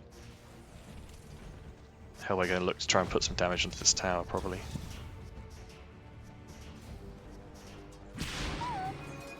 Let's switch up the network and see how it's looking. Puck comfortably in the lead, followed by the TA, and followed by the PA.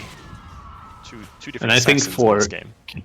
Given the type of lane that Wogan had, it's actually incredible how much farm he managed to get together.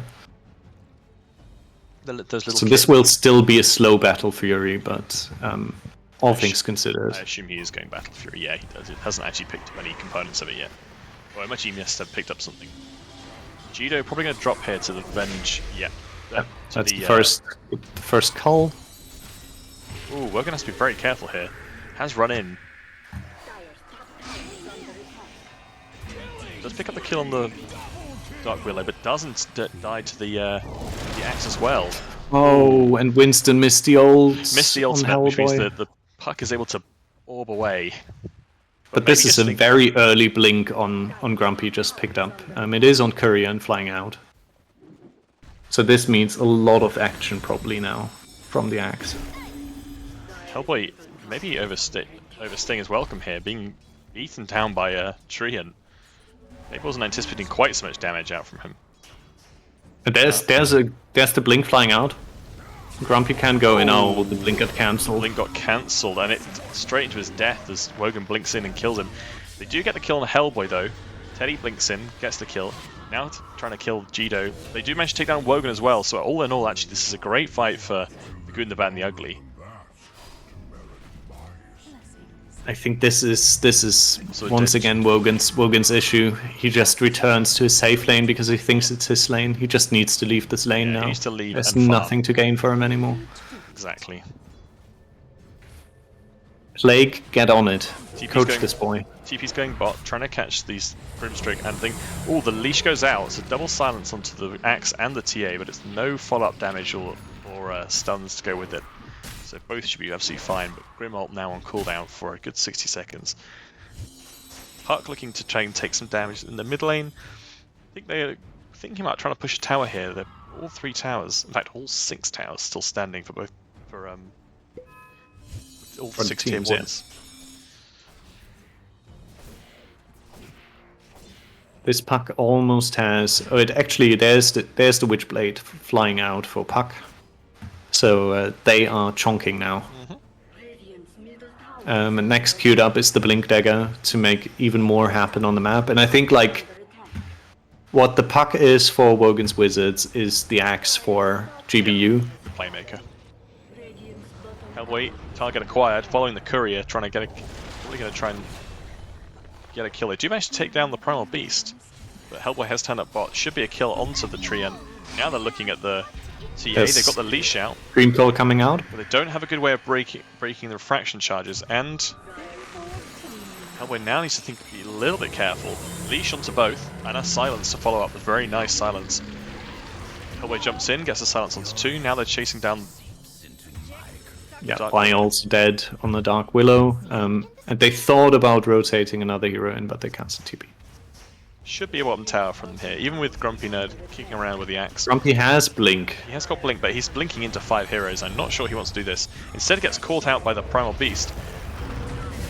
Treant comes in to help as well, but no ultimate available. Blade Mail popped by Hrez Black and Mild. Should be able to get the kill on Grumpy here. It's a tough kill, but they managed to do it with 4 of them bringing him down. Meanwhile, Winston juking his way through the trees as best he can, but takes some damage, reveals himself, and drops down to Hellboy's double kill. Yeah, meanwhile, the tower goes down as well. Tower also dropped for Dire. So Teddy was making plays while they were doing this. Yeah, the cancel TP by Teddy meant at least that he got the mid tower in exchange. So they get something out of this. So a little bit more map for them, which they trade for kills. Yeah. Certainly a much better lineup for Goon the Bad and the Ugly this time in terms of having to initiate, which they definitely lack this time. Quap is silenced and is followed up stunned in the middle. Have they got enough to keep a lockdown the whole time? Well, they have. The Primal Beast ultimate finishes off Teddy with Puck picking up the kill.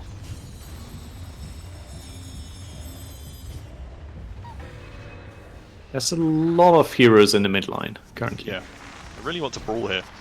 Vi decides to go in, shows himself, pops his ultimate, but isn't able to pop the shadow form, so he's just taking damage this whole time. Hellboy has to be very careful. Grabs the bottles the DD, the leash goes out, should be enough to save Hellboy here. They try to send Black and Ladders among them, stomping on them.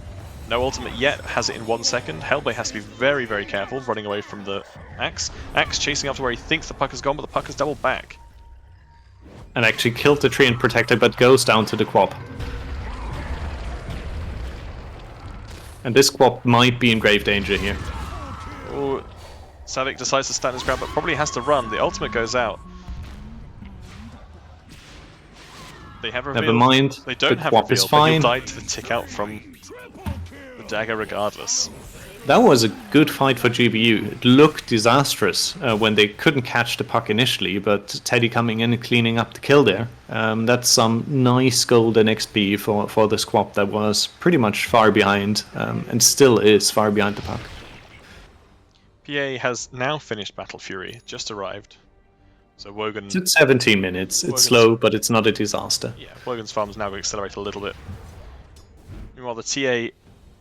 Two or three items on the way to Deso, albeit still one of the Mithril Hammers to go. Has got the Dragon Lance and the Falcon Blade as well, on top of that. So, all in all, no, I would be quite happy if I was either hero now. Clark's still sitting comfortably in the lead, but then after that, very, very close across the rest of the cores. Very little to distinguish between them.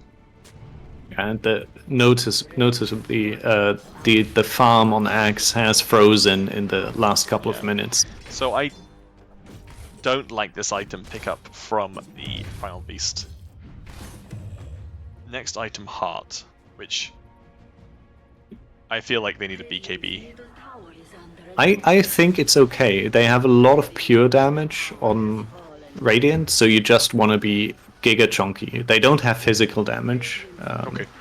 I don't think that's... I mean, sure, Vi makes Primal Beast's life a little bit sad, but the heart is...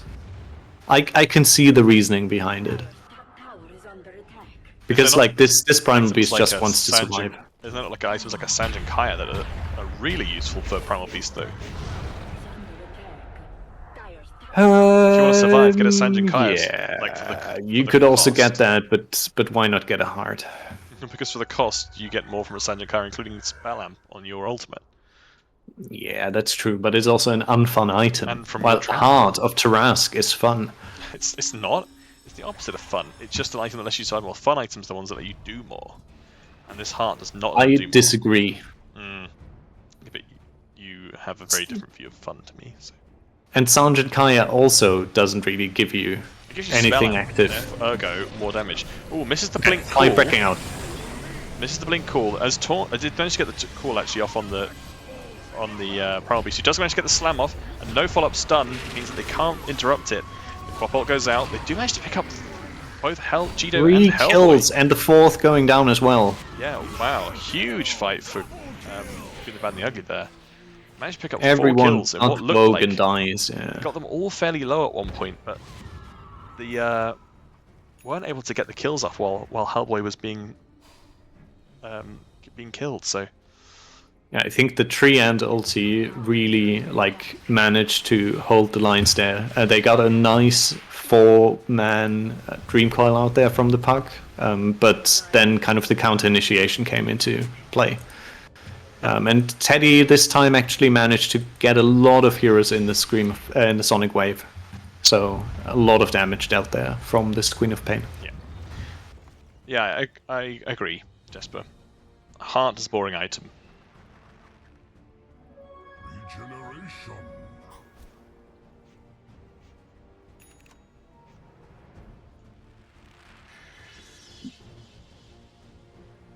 Okay, what do we have lined up? So PA is almost finishing the Desolator, so that means I would say probably farming for another item and then joining fights. Probably BKB. But TA has finished Desolator and is now farming up a Blink, so probably we're looking to join fights. Axe has stalled in his farm a little bit, it's going for BKB. Quap also going for BKB. the blade mail is finished now on the axe as well, so this is kind of peak axe unlocked. Everything from now on is kind of optional. We've got a midline stalemate. Another team really wants to take the fight mid, they want the other ones to initiate first. So they're just kind of poking at each other mid. Yep. They also have a blink on this Treant Protector, which means that is pretty good for getting into the fights and breaking them up. And Vi has the Yules finished. I assume to counter the Primal Beast. Maybe Yules the PA. I'm a little bit unsure. Puck is in, is silenced though. Swap ult goes out, not enough to save it with the swap. It's a huge fight for Goon, the Bad and the Ugly. The leash keeps him in place. Primal Beast is in there with the ultimate, but it's not enough to stun out Goon, the Bad and the Ugly, who are happy just to roll on them. And are now looking to pick up both the Venge kill and the Grimstroke kill. They get the dunk on the Grimstroke, they're not quite there quick enough to get the dunk on the Vengeful Spirit. Now you've got to hope that when Wogan starts turning up to these fights, that this becomes a different story, because at the moment the Goon, the Bad and the Ugly are hands down winning these team fights when they're bringing all 5 of them to them. And I think the difference is that they bring the TA with a Deso, so they have a lot of damage, and they are lacking the damage on Wogan's Wizards currently. Yeah.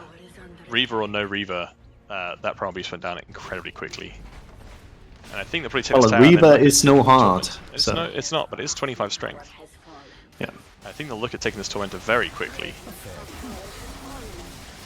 Some alright shards. Vi might die if he's not careful, and he's fine.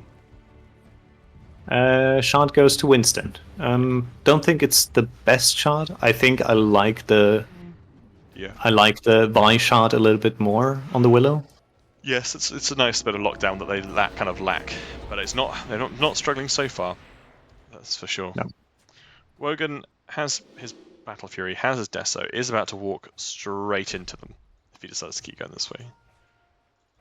I think they need to pick up the shard on Wogan, and they also might need an axe on this Primal Beast to break the axe and break. Coil catches the TA, but they break the link immediately. Blink call misses. Hellboy in a little bit of trouble. Still chasing after Llama here, but no reveal. Wogan also in big trouble. Wogan gets swapped out, should survive because of it. Although, despite that, Hellboy goes down. Leash out onto the axe. We get the slam onto 2. Treant ultimate goes down, they're just bashing down the Primal Beast. Dunk finishes the kill. Meanwhile, Llama finishes the kill onto the Jido, and now they're getting Wogan, and they get the kill on Wogan as well. Another slam dunk for Axe, bringing to a total of 5 slams. This is 8 turning into a disaster. 4 stacks for Wogan's Wizards. It is. Their fights are just not there. I don't know what's going on, but Hellboy seems to think that he needs to initiate every fight. I think the Primal Beast needs to go first, actually, on those occasions. Yeah, because what's happening is because like this, they're having to spend a bunch of energy to try and keep Hellboy alive. And there's a bunch of spells, and then the Primal's going in after and slamming and getting great slams on a group event of the Goon, the Bad, and the Ugly, but it's not enough. There's not enough damage there. It's nice, like, temporary lockdown, but there's not enough damage to dump into it with the Puck dead or running, and with the PA dead and running before he even got it off in that last fight. And these Grimstroke ults just are not... They're holding up this axe very temporarily. It's not anything against the ultimate, it's just that they haven't got the resources to dump into the fight after that. Yeah, and I think GBU should now just go top for Roche, which they are setting up to do, and take this Roshan and then walk high ground. Yeah, you're right. This Primal Beast needs a BKB. so that he can go in and get his ultimate off.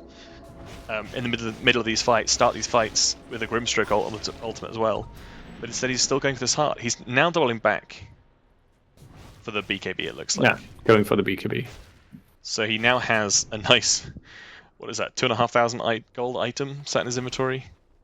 Which I mean, it would be the BKB finished. Yeah. Sure, but it would also be a win for boredom. You can't tell me that the BKB was not the right option here. I called it. Even a Sanjin Kaya would have been more useful, I think. Nope. BKB is not a Sanjin Kaya. You're wrong on that. I agree, but I still think it would be more useful. What does Sanjin Kaya give you in terms of... Sanjin Kaya? Gives you a little bit of status resistance. Sanjin Yasha, right? Yeah. So you get a bit of status resistance, as well as Spell Amp, more health regen and lifesteal amp. Would you go for the Kyran Sanj or the Sanjin Yasha? Probably the Kyran Sanj, right? Kyran Sanj, yeah. For the Spell Amp, I think, is the big thing. Yeah, so even that would have been, I think, more impactful than this solitary Reaver. Well, it is a solitary Reaver for now, but it could grow into Big Heart.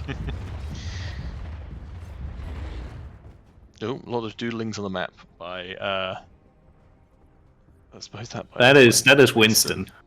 Yeah. And there are some weenuses drawn as well.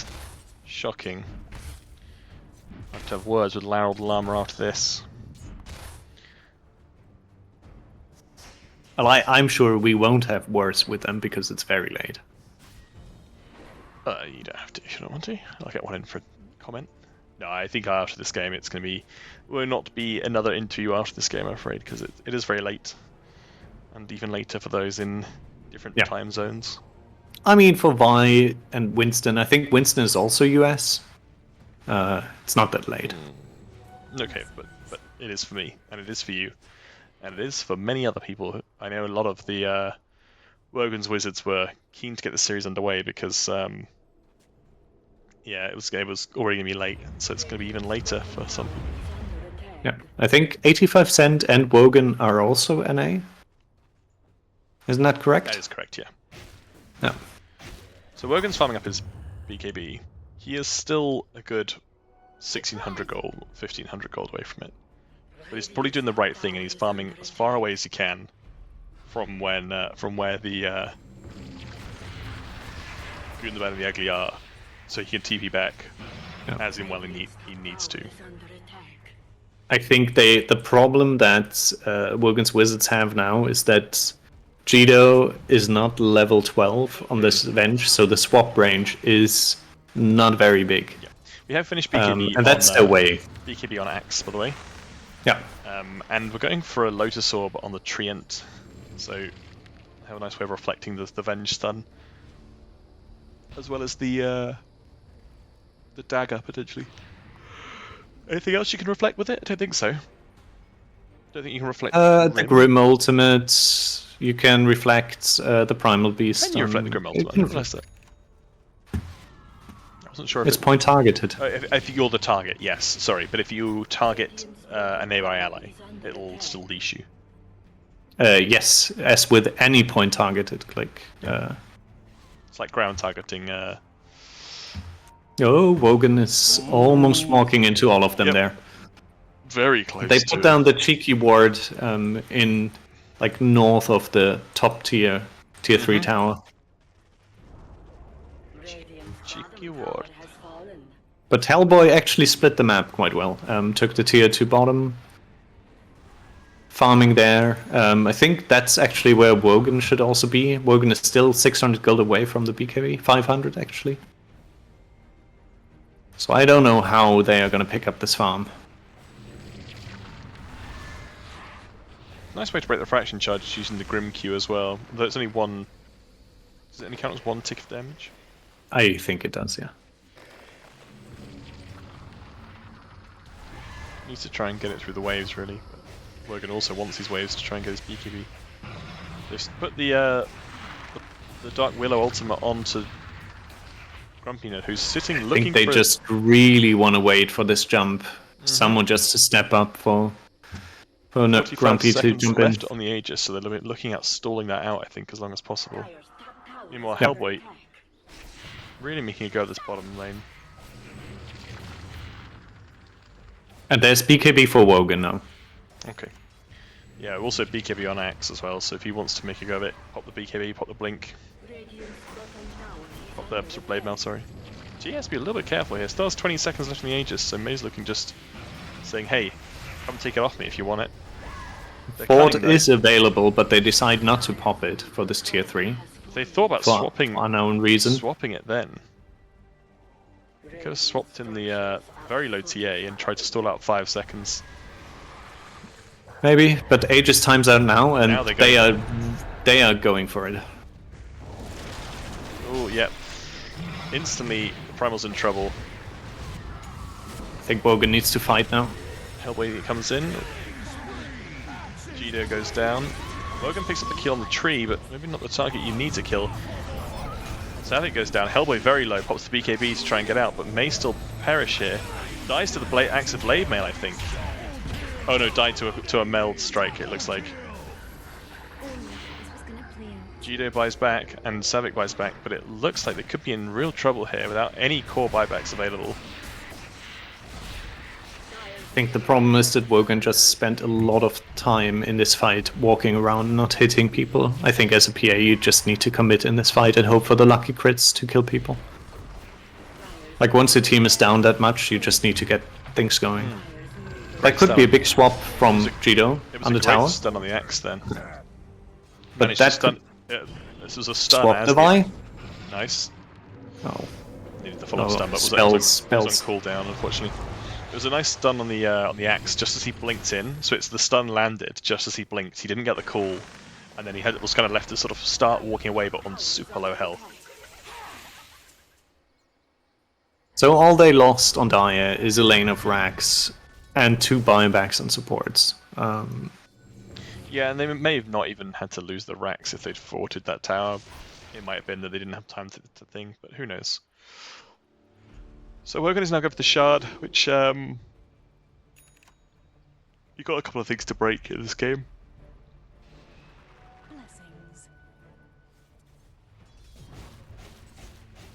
Oof.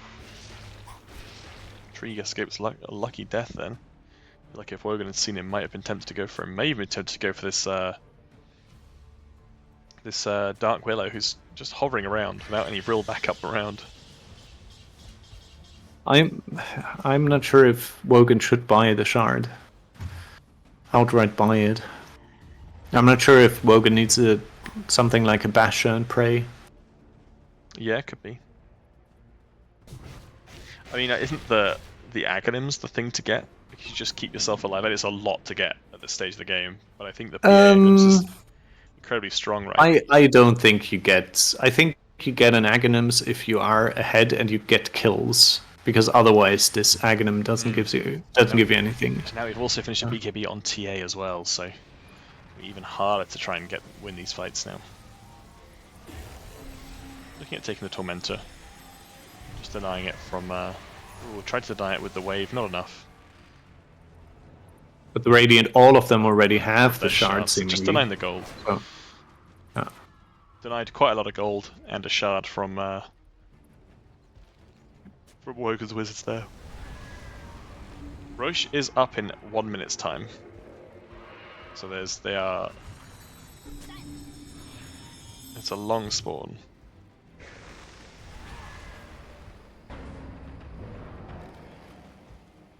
Grumpy going for that overwhelming blink. I thought for a second he was going for a heart. I saw the Reaver in his inventory. Let's do a little heart check. We have finished BKB on the Primal Beast. So that's something. That should be able to use a bit more impact. Yeah, but it's queuing up a Lotus Orb after the heart. I really think they need an Aghanims on this Primal. And Winston going down to the PA though. Or Jido with the help of the PA. They smoked out and got the kill off on the tree in there. Yeah, but meanwhile there's a push going on in the bot lane and the tower's almost dead. Leash comes out. It's got a good leash and they do get the slam off. TA in a little bit of trouble here. Has to be a bit careful. Dies to Wogan. Get in there, Wogan. TheGrumpyNerd also drops down to the PA. They may think about running for Roche now. Meanwhile, Puck is chasing this Quap, forced to push, use the BKB and blink TP out. A bit of a turnaround fight for Wogan's Wizards then, to getting that early pick off on the tree, who has been using the ultimates to nice effect to keep the from Primal from just running amok actually, and the Puck as well. That was a 5k gold swing and a 7k XP swing. Wow. So that was a big fight. And I mean, they did get a tier 3 tower for that, but I don't think that's worth it. PA can defend against Megas as well, so it's not like, even if they take Megas, I don't think like this is necessarily a one game for GBU. No. Hellboy looking to try and catch the tree and protector, but not quite able to get a pick up on him. Meanwhile, all of the Good, Bad, the Ugly is back up, so Wogan's Wizards need to be a little bit careful here, because they are still behind, and they do need to bear that in mind. Wogan has now picked up his shard. Buyback is not available for him yet, though. He is now going for the. He's going for the Aghanims, yeah. I can see why he wants to do it. I think I would maybe go for Basher. Just gives you a little bit more, I would say, reliable but unreliable kill threat.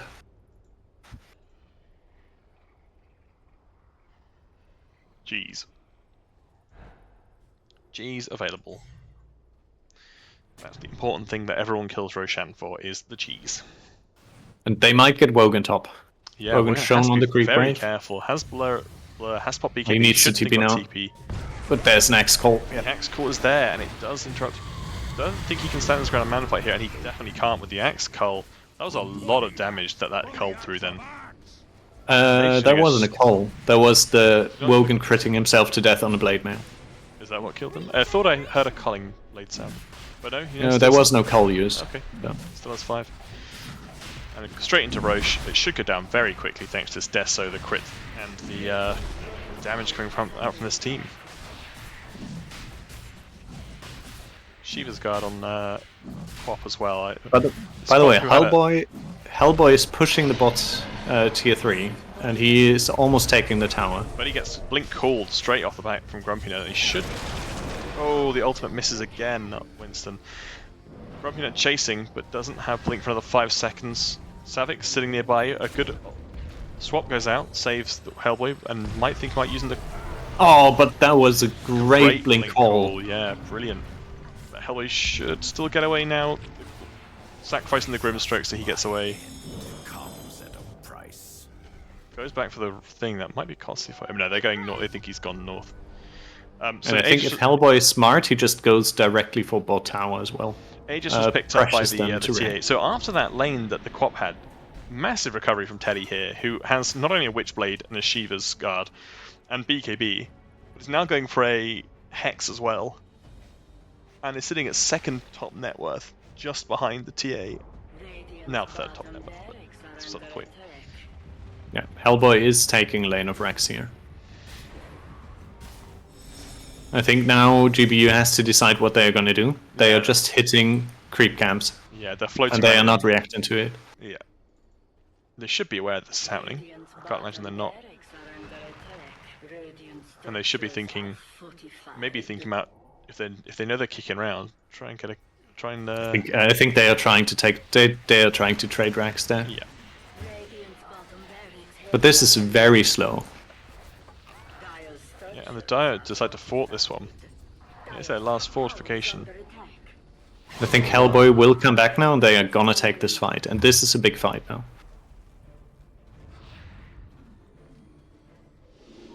Wogan Smoke immediately popped on the axe there. They know the axe is there. They're just posturing around each other. The axe is looking for a big call. I think they need to swap the axe in. They need to break him with the PA and kill him. Mm-hmm. That's the start to the fight. They haven't really got the vision of him yet.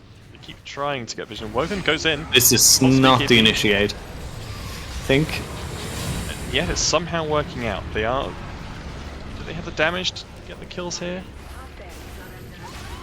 They nearly managed to finish the axe, but he does manage to get out.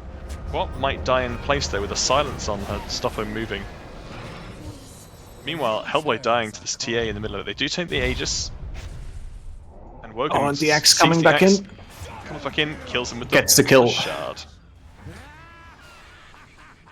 I think that was the big fight that they were looking for. It was. I think the TA they held out too long and allowed and in the course of that they lost their bot racks and their bot tower. They held out too long and allowed Hellboy to come back.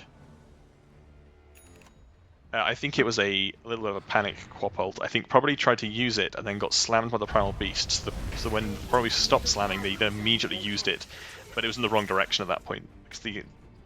And it was one of those things where they'd taken a split second, they probably would have died before getting it off. And in fact, they were silenced immediately after. So I think they are getting a little bit. Jumping in the mid lane on this TA. Might be a damage. Might be danger for the Llama here. The Lotus Orb doing a lot of work. They do have vision still. And they kill this. They kill this TA without buyback. They have dust. So this might be. This might potentially be not only a lane of racks, another one. How do they have vision of the TA then? I think they use dust. No one has dust. They might have used dust. They used dust on. Yeah, Jito does. Savage.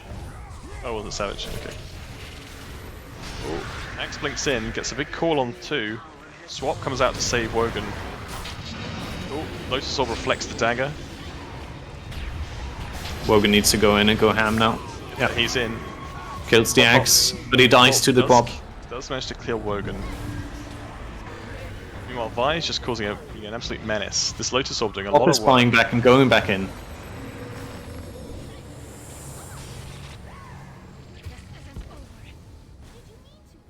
Do manage to get the kill onto the Dark Willow there. Treant now back up as well. Going to look at trying saving their base. It is Winston and Teddy against second lane of racks going down. 5 seconds and they have Larry Llama up as well, but I think it's going to be hard without GrumpyNerd to tank for them. It's a difficult ask. Particularly now that he has a BKB and a heart on Primal Beast and is very tanky. 4k health. Might that be because of the heart? No, I think it's the BKB that's doing all the work actually. Right, okay, I see. But there's also the axe flying out. Okay, well, we have 85% is definitely listening into this stream. Or to anyone on his team suggesting to buy this Giga Broken item with a 5-second cooldown break. Which is ridiculous. We have also ridiculous. Aghanim's on our PA, on Mr. Wogan. Larry has finished his Daedalus, so he is going to be... back. Oh, and we're also onto tier 4 items. I didn't really look at those. So look at the win graph, win probability graph. Wow. It's like a little crown. This is, yeah. Yeah, this is first item tranks on Primal. I would think you want phase boots here, but it doesn't matter. It's sort of neither here nor there, I think, at this stage of the game. Phase boots will not make much difference in comparison. He's getting in there anyway, and staying on top of them. It's a little bit questionable given that they bought Boots of Bearing on Jito, but they might not have communicated that. Yeah. And Jito has the Ags finished as well, so this means they have an Aegis on this bench now. Oh, no, okay, no. Dark Willow has a Yules actually. I was wondering in the fight in the bottom racks for Wogan's Wizards, I saw that someone got Yules, and I wasn't entirely sure who would use the Yules, but I think Kxavic might have used it and accidentally kept the Quap alive a little bit longer than he meant to because of that. Maybe. But there's a big clash brewing in the top lane currently. I think you have to get the blink call from GrumpyNerd here to initiate. If you let Wogan's Wizards initiate on their terms, and they are setting up quite far apart. But yeah, Hellboy is coming top though. So they are willing to take this fight, and I think they are posturing for Roche on the top lane as well. Roche is up in 52 seconds. Yeah, respawning, and it may respawn at the start of nighttime. May respawn. There's a cheese still in the pit, by the way, Kieran. Fromage. And Hellboy just checked the pit, didn't see the cheese. Shocking. What's the point? This is all anyone in Dota plays for, is the cheese. Go on, Jito. Go on, Jito.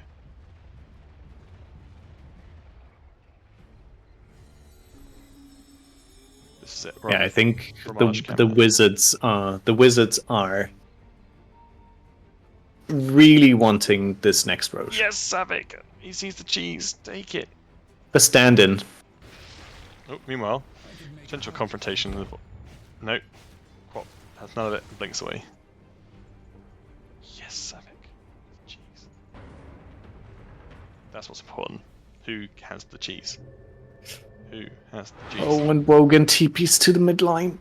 I don't think that's the play. Doesn't need to do that, I think. I mean, the rest could go Roche, who is up, potentially in 10 seconds.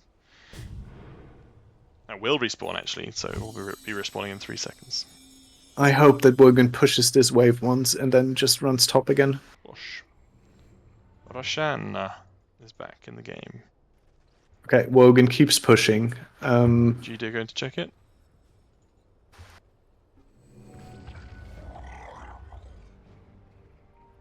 I'm on exclusive Wogan cam currently. Because I don't know what he's doing. So, no buyback on the Primal Beast, who's bought out for this Aghanims. It is now 1500 gold. Shy of having buyback. Quap buyback was used as well, so that's still on cooldown for another 3 minutes, and they're shy of gold, so... And the Venge is like 100 gold away from buyback as well. Which gives you actually cool plays. He's got the Kaya in his backpack, and a cheese in his inventory. Yeah. Really ought to just swap that in, I think, in place of the cheese. I think the cheese is fine in there. The Kaya is not really great.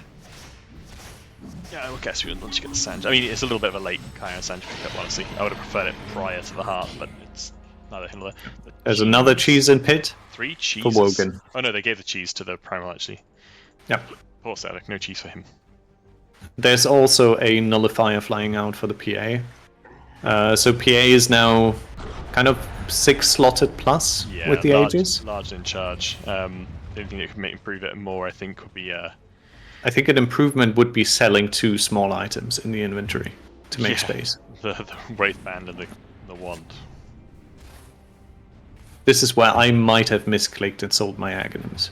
I guess you could get the Blessing on the... Yeah, he's buying it. Yeah, Wogan is buying the Blessing, flying that out next. But he's saving buyback. He's... Or a Basher, I suppose. Oh no, Abyssal, yeah. Yeah, get the Blessing and then get an Abyssal, probably. I don't think cheese can stack, unfortunately. Not that I've seen, at least. It's not like the Lotuses. Which, again, I'd just like to register my complaint, the fact that they named a new item in the Dota 2 there's an existing item with the same name. Oh, the Blink Call misses. Larry Llama is in. Huge tether onto both Larry Llama and TheGrumpyNerd. The TA is dead. Yeah, so and there's the break right from the Primal Beast. And it's so much damage. Oh, the Scream, not enough to even tickle the Primal Beast. And the Quap will go down as well. TA is in, but is silenced. May have to think about backing up. Has used buyback. Tries to drop into Meld, but is visible. They bought Age is going down, but yeah. You get the silence off onto TA again. Hellboy just clicking away. That is all the cores down. That is the series going to Wogan's Wizards. Really well. And GG is called. Good and bad and the ugly. They just didn't, unfortunately, weren't able to take enough of an advantage while they had the lead to take that final Rex. Going high ground. It's the Goon's Kryptonite. It's the Goon's Kryptonite. How much? Like 15k gold lead. Yeah. Thrown up that high ground, unfortunately. Just how it goes. I think they just didn't need to do that push there. They weren't all together. I think they just overall were a little bit too hasty in their approach. They could have just waited for the next Roche and then went, but they didn't. Oof, well, graph. That means I would say that's a pretty much definite top spot in the group for Wogan's Wizards. So it's either first or second. Maybe the Billionaires can still catch them, but they are looking pretty good, pretty solid.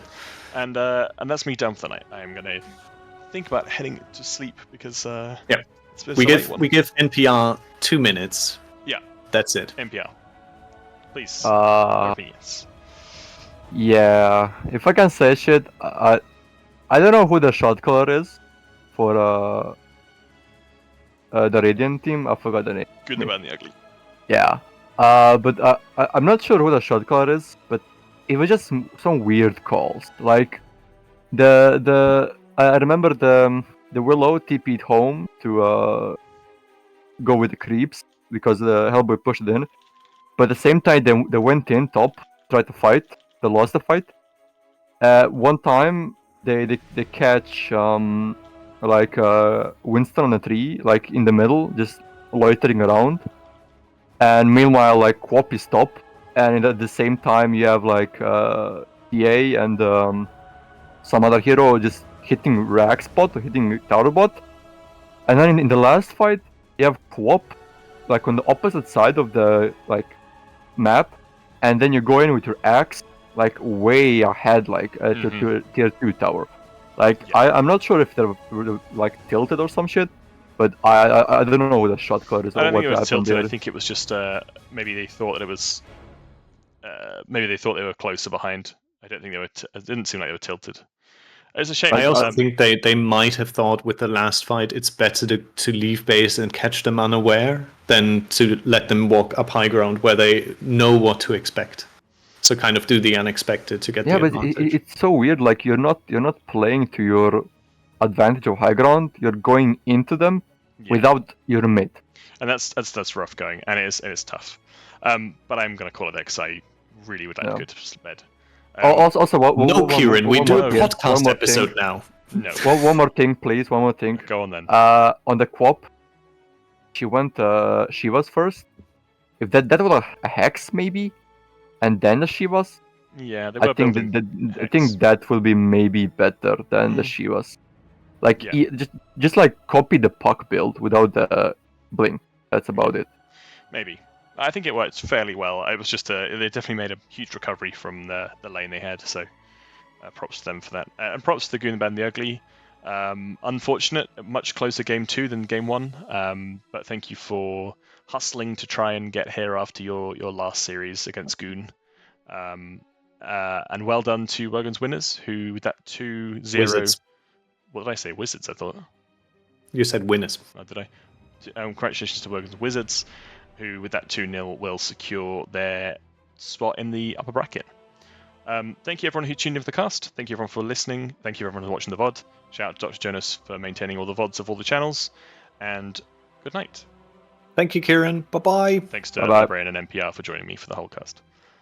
Bye.